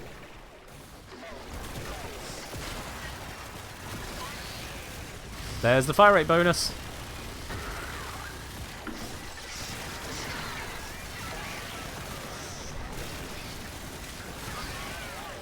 Yup.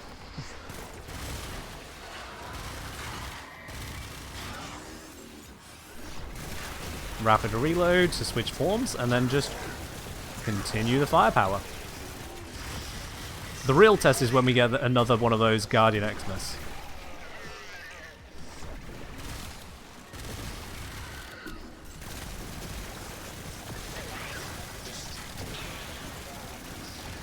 Only in the default colors? Yeah, I hadn't got around to that. Hadn't got around to that. It's fine though, every time someone complains about my fashion, who isn't me, I objectively make my fashion worse, or lazy.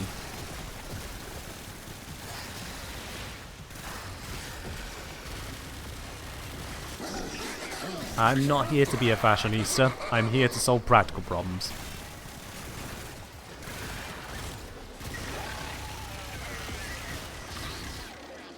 I'm just gonna let that explode.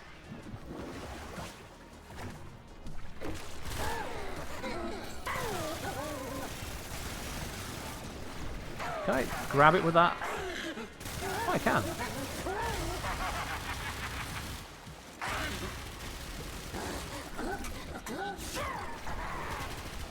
Which one's the one that I want to kill? That one? I think it's that one. Yeah, you got my arcane. Gib, gib, gib.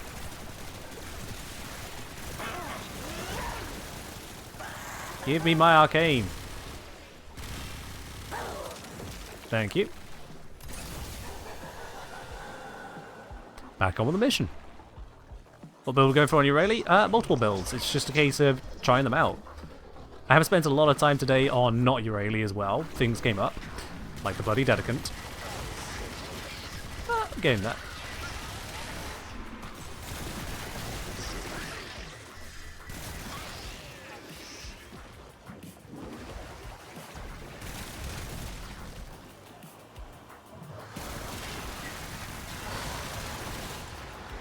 Oh, hello. Don't often just see one of those when I'm missioning. No. No, no, no, no, no, no, no.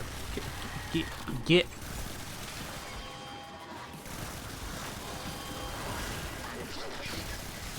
I think I just about stopped that spawning in Ekamec.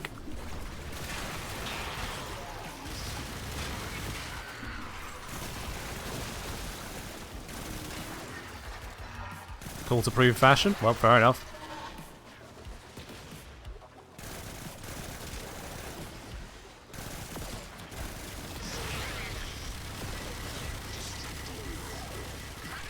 Perish!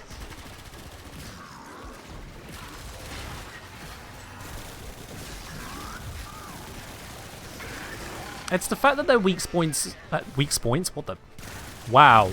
Weak spots and weak points just became weak points.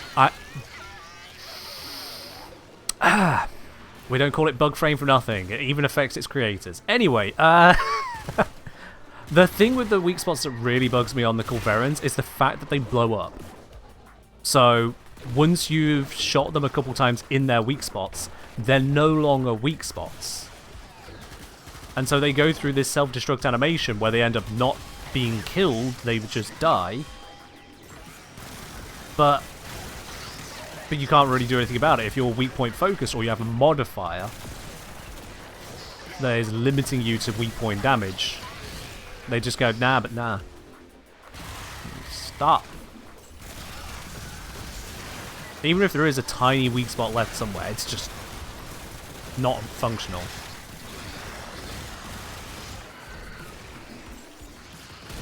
I probably shouldn't have gone straight into that beam. I knew the kind of damage it would do to me. Why did I go into that beam?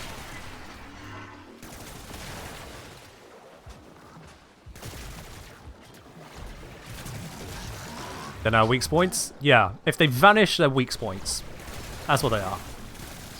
If it's a weak spot that yoinks itself away, it's a weak point.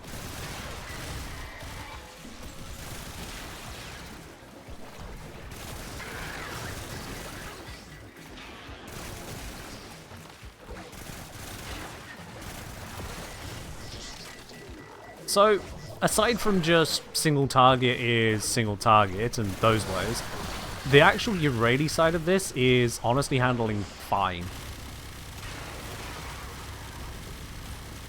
Not being able to hit the weak points very well there, yeah, that's just a curse of the mission.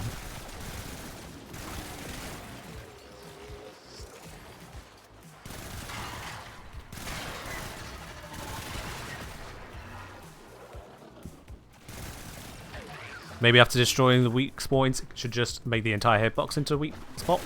Maybe. Like, it's self-destructing, just let me shoot it. If it's not going to kill credit me for it, at least let me shoot it. Because it means that stacking Deadhead on them is damn near impossible. You need to somehow deal enough damage that they die from the hit on the weak point. Do you know how much damage that requires? Too much.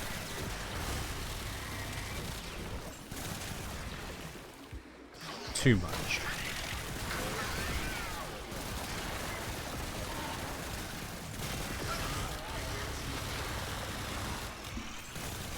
I still find it weird that we get no benefit from ammo efficiency in Incarna mode. Like, not even 50% effectiveness, just not allowed. Oh god, where's the headshot? This is a really awkward angle. Oh, bollock.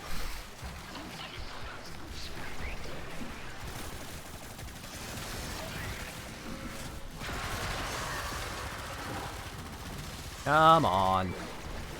You should be more controlled than that.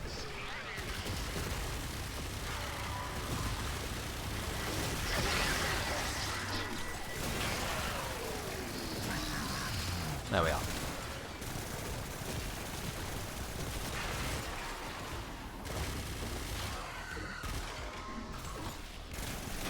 Oh, you wonder, are we going to get another roly-poly Guardian Xmas? Let's find out. Nope, it's just a Jade Xmas that falls over in half a second. Okay.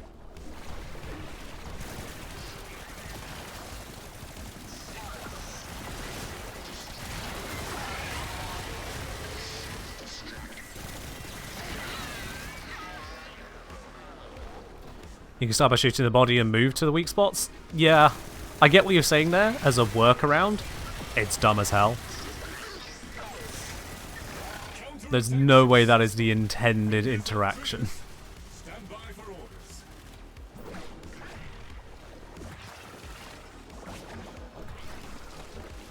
At least the big open spaces are a little better for Marolina writing. How did I dodge that exit that narrowly? Seriously? Seriously? Alright, whatever. So, Urali in the Exterminate. Handling fine. She tanks. I'm not seeing any weakness in her defenses so far.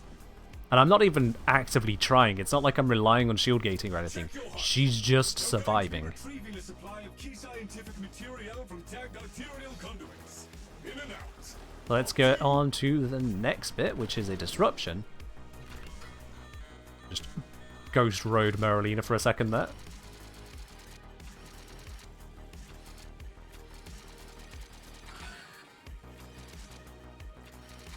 Man, this has got to be one of the longest hacks. There we go. I know I have ciphers, but sometimes I just want to play the game. Even if it slightly frustrates me.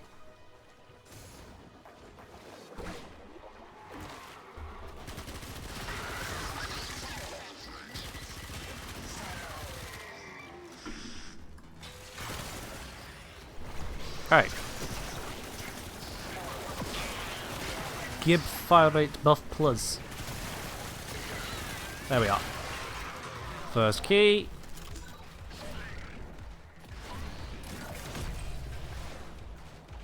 Two? Oh, is this a double Necromech one? I again didn't check the modifiers. Aha!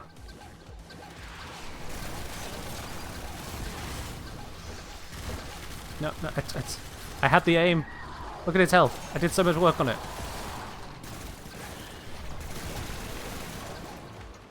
Where's the other one? Huh. Alright.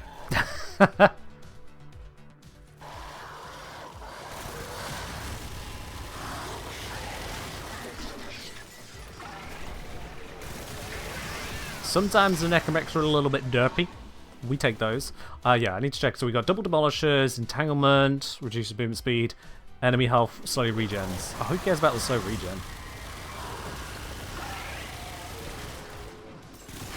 I'll be honest, slow regen is basically a freebie. This, however, is frustration.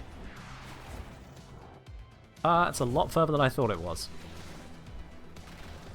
Detect Marolina by moving it over here.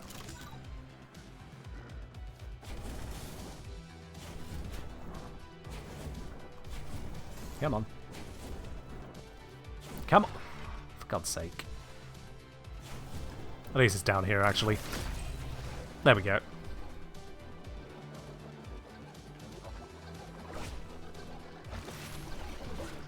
I think they're coming from different directions this time. That's a concern.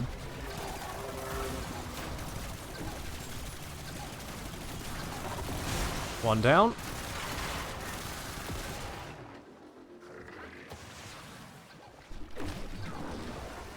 Do a little slammy. Damn! The difference in tank between Void Rig and Bone Widow. I just shot Bone Widow in the face. I didn't even try. I literally just pointed at its face and it died. Whew.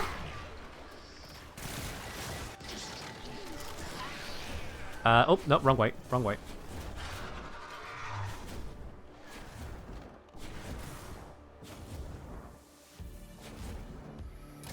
Plug that in. What? Oh, come on! No, no, no, no, don't teleport me back. Don't. No, no, no, no, no, no, no, no, no, no. That's cheating. Right.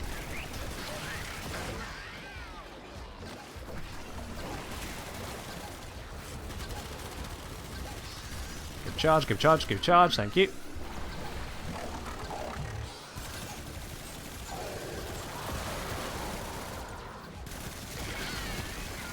Get away.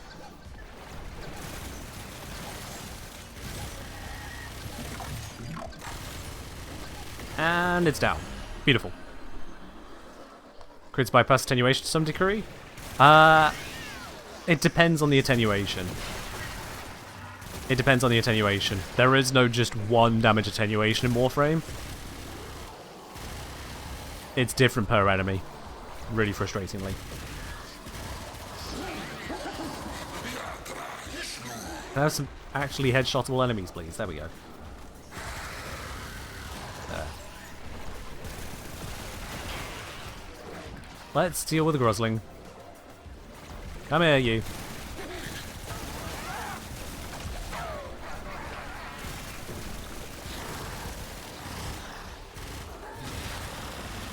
Charge off your head, thank you.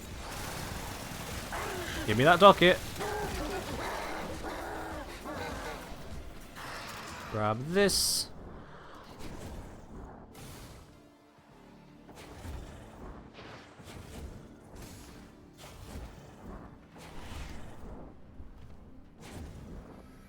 And plug it in. Move away from the conduit, then switch back.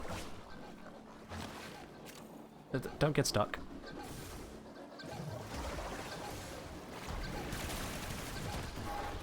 What the fuck killed me that quickly? Alright.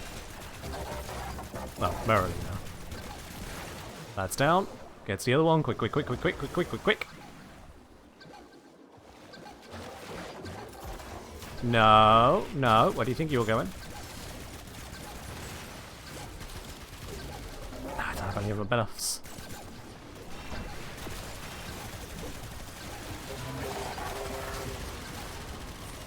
Come on. Down you go. There we are. One of the downsides of Disruption is how much buffs can just run out on the way to getting to the Demolishers. Because enemies are really bad at catching up. Like, really bad at it.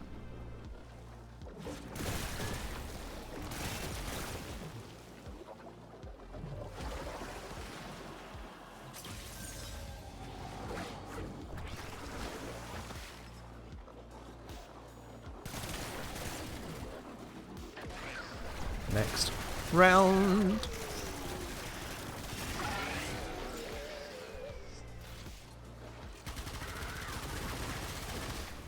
I have something to headshot. That barely counts.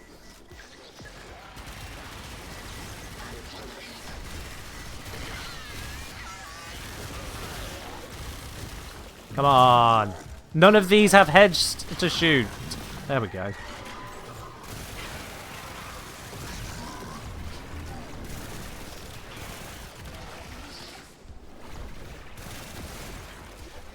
Grab the key.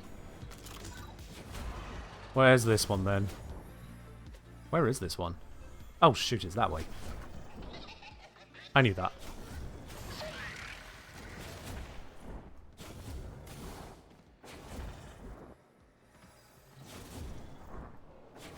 No, worms down.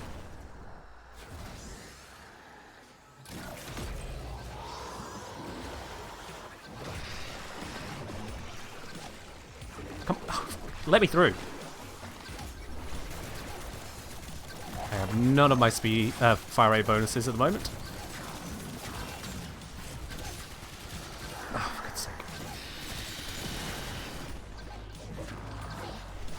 Oh, it's so close.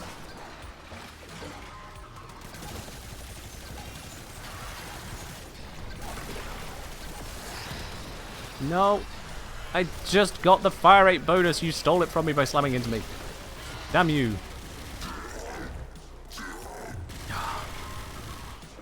Turns out Thumpers can just jump under the map and despawn themselves. Oh, wow. I'm assuming that happens at the switch from day to night.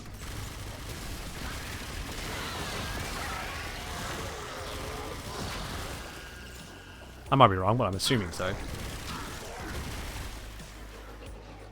You wish to fix K-Drive and mission mobility? What do you wish they fixed about it, Ozzy? Just out of curiosity, what bit of it is broken?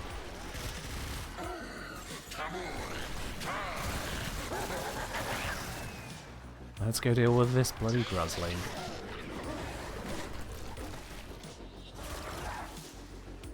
Sit still.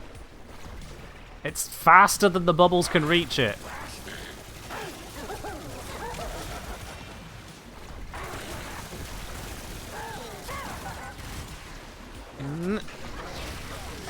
Come on. There we are. Is it a key for this side? Yes, it is. Thank goodness for that. Let's grab the one on the right. Sounds a little closer.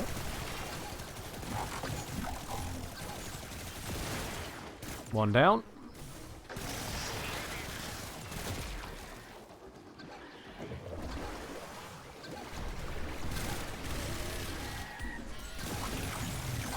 Two down. It's stuck on ceilings, corridors. I mean, that thing kind of makes your head hurt. I don't know if that's so much getting stuck as just we need to be better at piloting it. It's a skill thing, I suppose. Corporate ship, infested ship, 99 underground. Literally can't get through some areas. Now that is a problem with the areas being too small for the frame, or the frame too big for the area. And yeah, I absolutely get that. That's not so much it's broken as it's too big. Well, I will say I don't like the momentum hang when you jump into a ceiling. That just feels a bit rough. My brain does not handle that physics too well.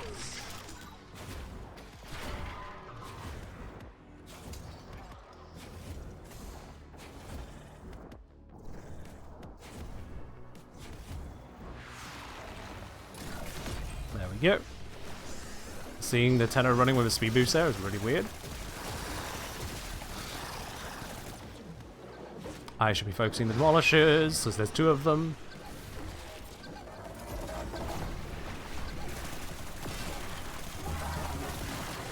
One down.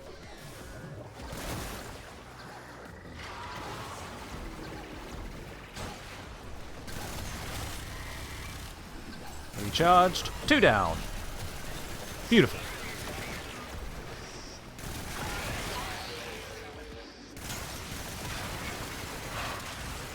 And this should be the last... Wow, that momentum really carried me there. This should be the last docket for this run. Just a reminder, y'all, this is a EDA solo. I haven't turned on all of the modifiers, but I am demonstrating Eurali with just whichever secondary it allowed me to use. The Sestra is a very good secondary by the feel of it, so don't get me wrong on that. But this is EDA territory. Does it look like I'm even trying to tank?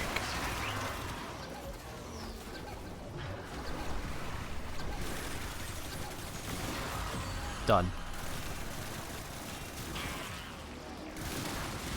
Arterial materiel received. Stand by for orders. Grace unbelievably tanky? She is pretty tanky, yeah. The curious part to it is that she's only got a single 90% damage reduction ability. She doesn't generate shields. She doesn't give herself additional damage resistance anywhere. It's just that one. But she is very mobile. Shields are a regenerating hit point source if you can keep enemies off you for a moment, which she can with her control. Those two bits together already give her a lot of extra soft resilience, if you will. I'm not doing it this time. While the experiment's complete, the process is generating some life-threatening airborne compounds. So now we got survival for how long? Also, what are the modifiers? Parasitic towers only activated if you kill 20 enemies close to them. Rogue Arcanids will charge attacks to pull us around. Alright, that's fine.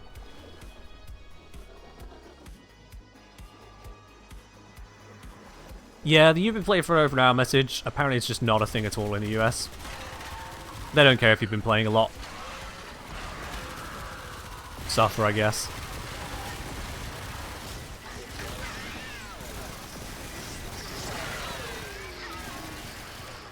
Yeah, I think I can handle this. I think I can handle that. How bad could it be, eh? It's gotta be a fair test, so... What type is it, anyway? Shock Xmas. Okay.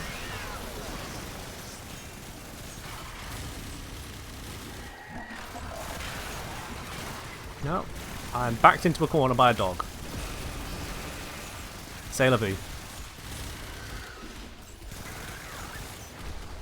No, no, no. I'm quite fine keeping Merlina up, thank you.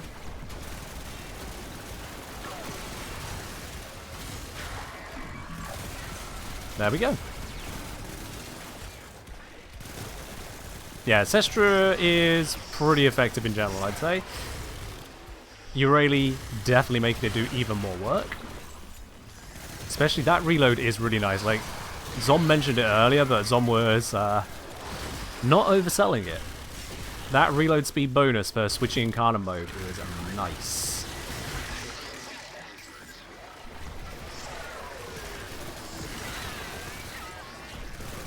Now bear in mind, I've got fire rate bonuses coming from Merlina. I've got fire rate bonuses coming from my companion. I've got reload speed bonuses coming from Merlina. I've got crit chance bonuses from my passive. I think I've got a crit damage bonus from my companion. Well, that might be the other build, actually, thinking about it. But still plenty going on. I'm not using my companion's weapon, though. No Verglass is involved here.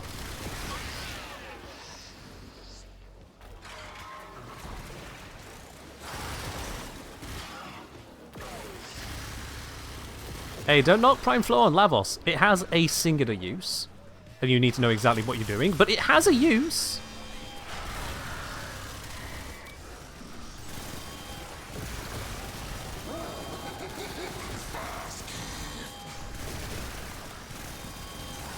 I hate that they start with that jump attack because it breaks their hitbox. It's a temporary break, but whilst it's broken, it's broken. And it's frustrating.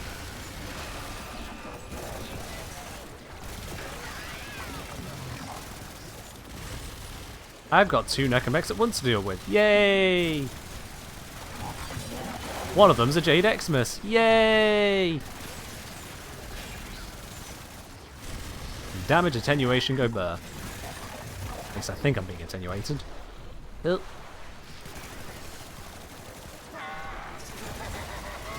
There we go. My life support has gone down a little bit during all that, which is not great. I should probably go find a tower to stand next to.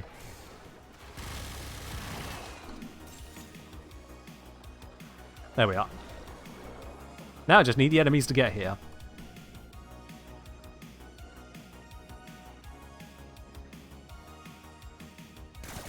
There we go. I was wondering for a second there, I was like, are they actually all stuck?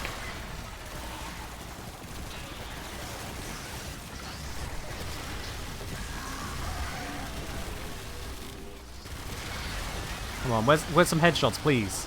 I can't see.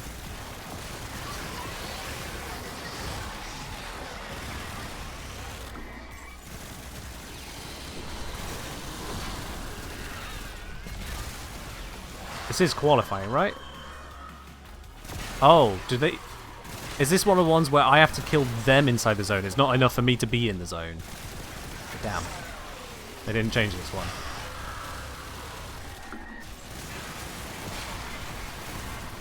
Which companion weapon do I recommend for status priming? For status priming, there's a lot of different options you can go for. It depends on the kind of status priming you need.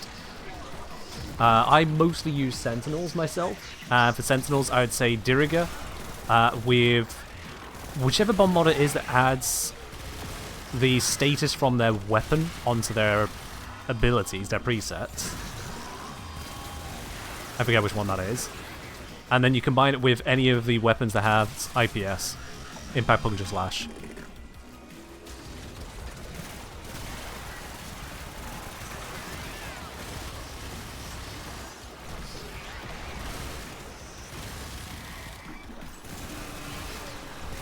Marina's looking a little low on health. Let's fix that up a bit. There we go.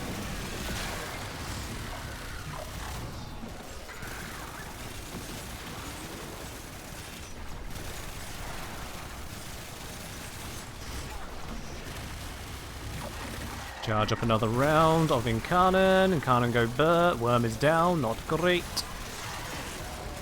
But we got it popped.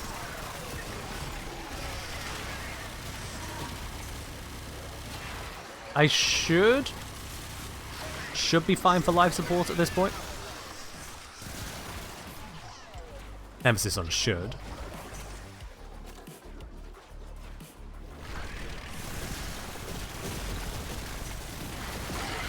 Yeah, I'm fine with life support now.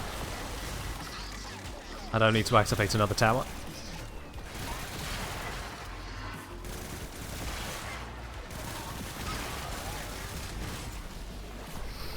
Alright. 1.5 minutes left on this. Again, seeing no difficulties in tanking whatsoever. No difficulties in handling the objectives of this EDA. It just comes down to having a good secondary to go with it.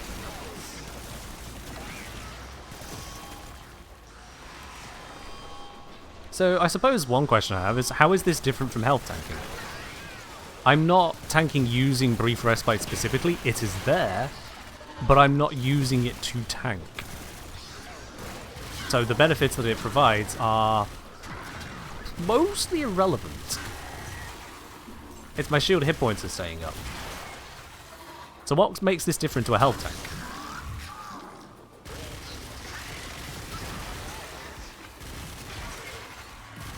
And to be honest, I don't have the answer to that. Can I kill this faster than 35 seconds? Probably not, but I'm going to try.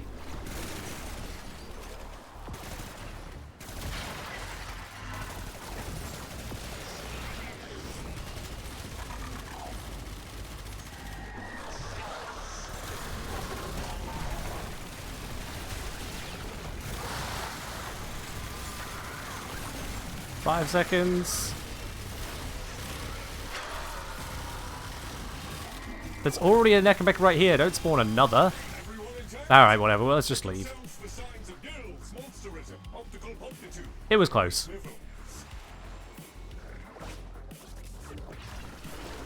Yeah. Well, that just went well, didn't it? Skill issue. Faster regen than the most health regens? I disagree. The health regen you can get, say with a melee, is absolutely obscene. Shields can't compare to that.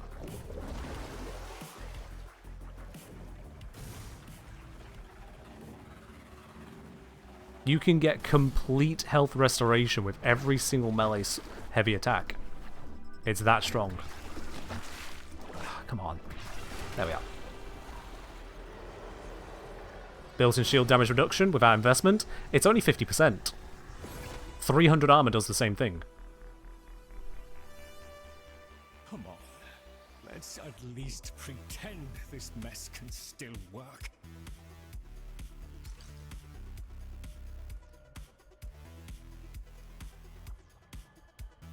Alright, well, I don't get all of the rewards from that EDA because I didn't activate all the modifiers, I didn't bring all the correct gear, as it were, to meet the limitations. Still got a couple Archon shards for my efforts, so that's worth it, I suppose. Re-leveled up the Sestra as well. But that was surviving honestly just fine. That was surviving honestly just fine.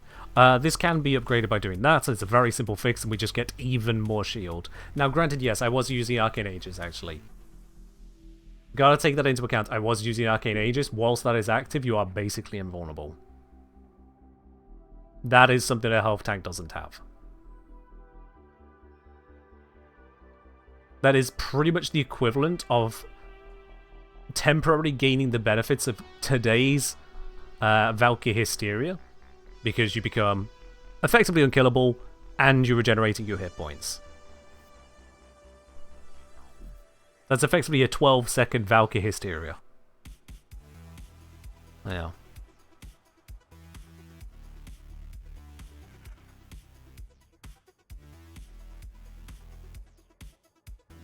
Danton, well, I get where you're coming from. I'm not sure that's the healthiest approach to take to people's dismay, at least some people having dismay over the changes to Valkyria. If you refer to people as crying about their toys, I'm not sure that's the most healthy way to approach it. Alright, so in terms of this setup, I feel like the range is necessary to keep the feel value on the sea snares. It's not a big range, but having that extra little bit and also the Augur mod is nice. There is brief respite here as well though, so it's not like mandatory in the slightest. In terms of the rest of the setup, we got the fleeting expertise to bring the efficiency in line, and prime continuity to bring the duration in line. Kind of just fixing around blind range there. There's gotta be a better way.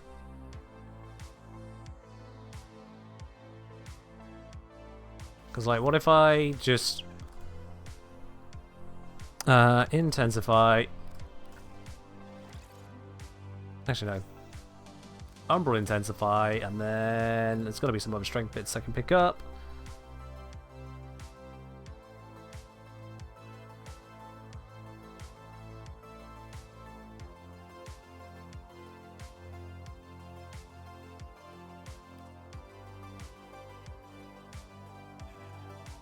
Yeah, go with that one. It's still not there. Line Rage is just that strong.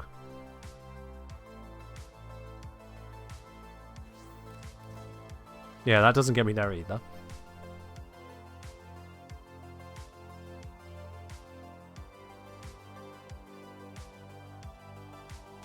Gonna be proccing growing power, why not use it? Good question, good question. Yeah, I could use that instead of Brief Respite and just keep the Augur effect. You're very right, I could do that for a bit of strength as well.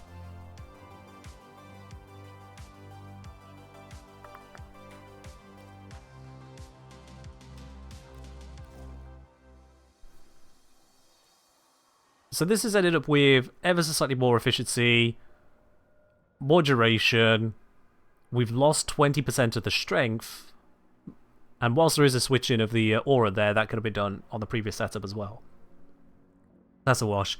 Is that drop in strength worth that gain in duration? Not sure that it is, no.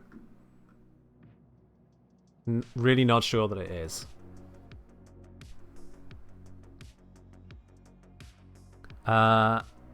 Look at this another way. I could go like this. I'm going to need to have Former to fully make this fit. So for the moment, let's just demo what I'm thinking there. And now the efficiency would be bunk. Yeah, that's the problem.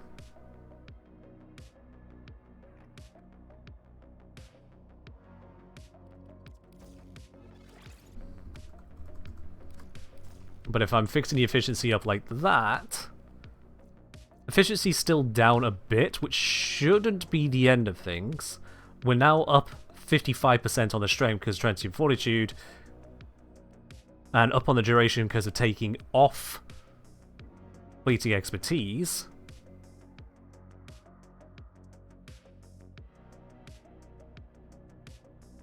I'll be honest, this is definitely the lazy method of making sure I have energy.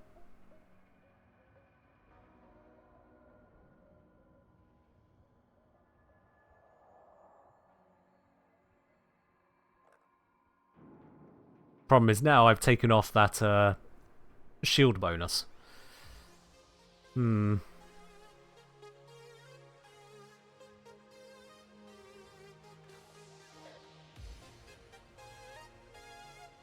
That doesn't sit right with me.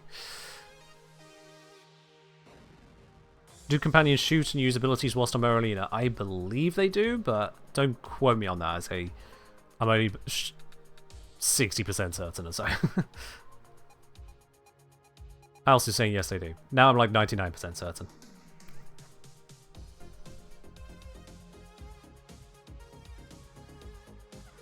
What do I take off here? I could just take that off and then just rely on a different source of energy, but that just seems like a blech. Why not Archon Stretch over Nexus? Because Archon Stretch is requiring us to deal electricity damage with our abilities. Which of these abilities is going to do that?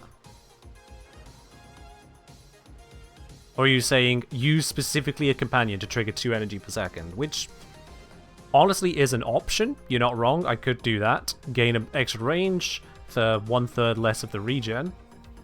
But that's a little bit specific. I'm not a huge fan of that idea.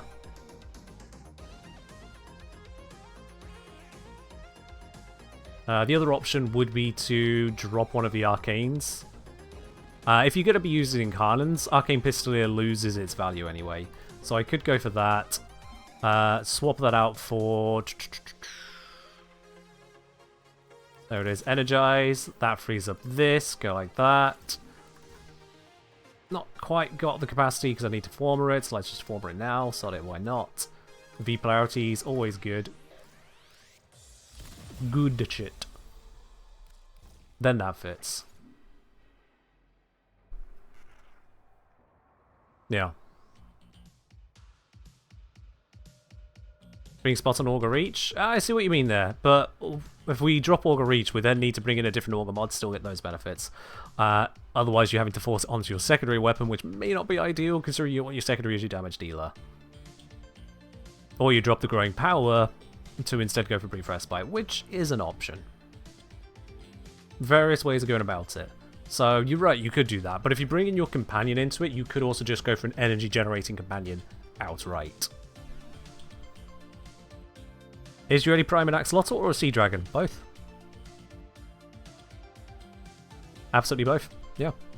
I have no reason to believe otherwise.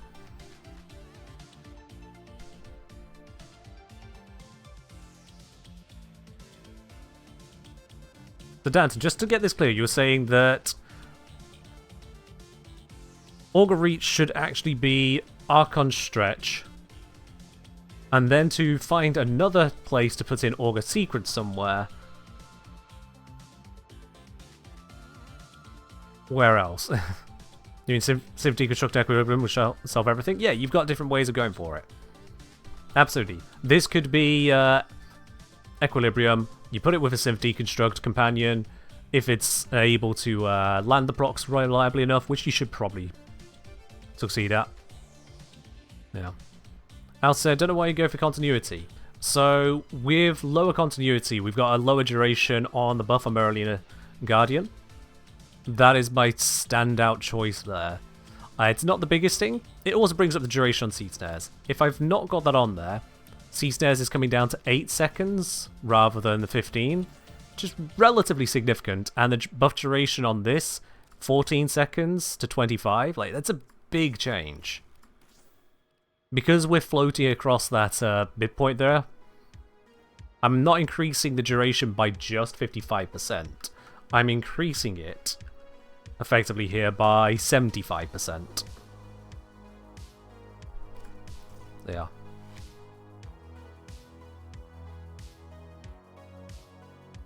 Danson, no. Okay, look, Danson, I'm going to draw a line here because you're going to reach a I've searched your fucking name now. Yeah, you are reaching a point where I'm not going to be particularly happy if you keep making offhand suggestions. I'm aware of these mods. You're suggesting a 65% shield capacity mod over a 180% shield capacity mod. At this point, I think you are fundamentally misunderstanding the approach that this setup uses. I think you are straight up misunderstanding and trying to solve a micro problem rather than the whole build. So, you're absolutely right. There are different ways of approaching energy generation. There are different ways of going for efficiency. You're absolutely right. Replacing primed redirection with a significantly worse bonus just to try and de-slot Streamline, which is also twice the bonus the mod you're looking at, is not it. It's absolutely not it. That could be replaced for Equilibrium on a Synth Fiber Companion. Absolutely fine. Arcane Energize may well provide enough energy economy as it is that Streamline may not be necessary. Absolutely. But that needs further testing. But just listing off different things of slight relevance, it's not going to be it, dude. And with that, I think it's about time we do a plat giveaway. I've had enough of dealing with you ready right now. Do I happen to have a Uredi guide on my channel? No, I am working on that. Or rather, I have an old one. Do I have one that explains her Aquablades, however? Yes, the ability sucks, don't worry about it. I know that's a bit flippant, but the truth is, that is the situation. Yes, Godly Schnoz, you can use insert energy generator. Fucking Christ. This happens every time we look at a frame build. So one looks at one form of energy gen and goes, but what about another energy gen? Yes, you can use it. But yeah, Aquablades, the damage on it does not scale very well at all. It is almost entirely based on strength. It's only close around you. It doesn't apply effectively enough to be worthwhile. With the Orbment, you can scale it up higher in terms of throwing damage out, but even then, the scaling is not very quick, it's not very effective, it takes a lot of spamming, even if it's free to cast, and it loses all scaling every time it runs out. It's just not good enough.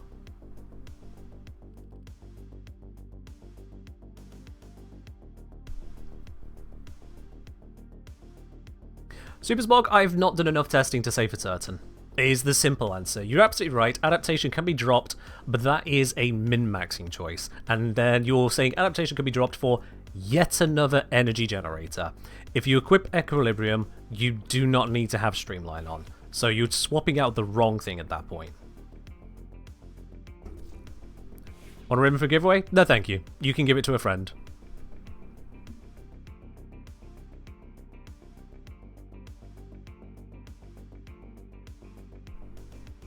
So yeah, whilst we do the draw on this, I'm just going to make something very clear for anyone who's not quite picked it up yet.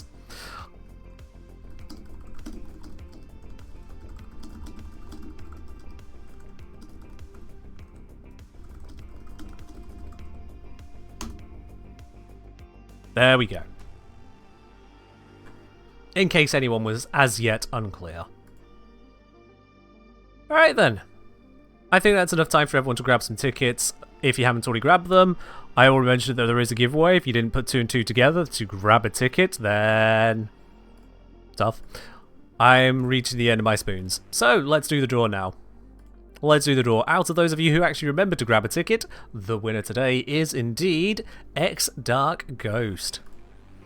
X Dark Ghost, congratulations on winning the Black giveaway today. I'll be contacting you via Twitch DM shortly after the end of this stream. Get hold of your Warframe username, your platform, and if you've got cross-save turned on or not, we'll get that sent on over to you there.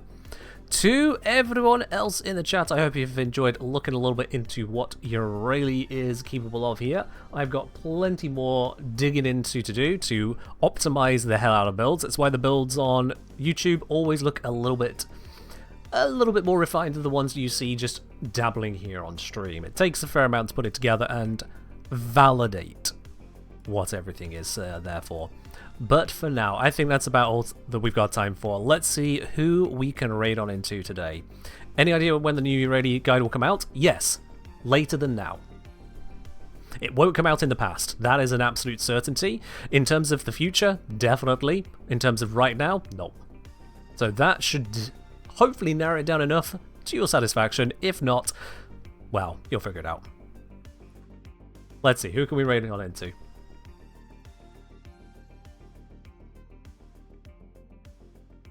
Let's see, where can we raid today? There's got to be some happy people over in the Warframe category.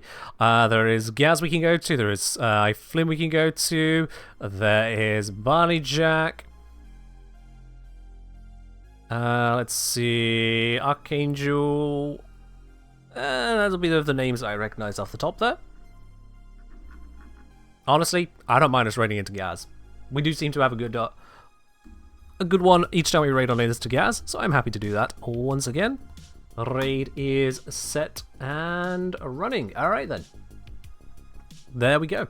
As I said, that's all from me today. Thank you very much everyone who's joined in. A big thank you to anyone who has supported the channel today, especially shout out to LU for the massive support of 5 gifted subs, and a big shout out to Floyd Thoughts getting that lovely postcard redemption, 250,000 spanners. We'll get that sorted out for you shortly after the stream. That's all from me. Catch you in the next one. Bye bye.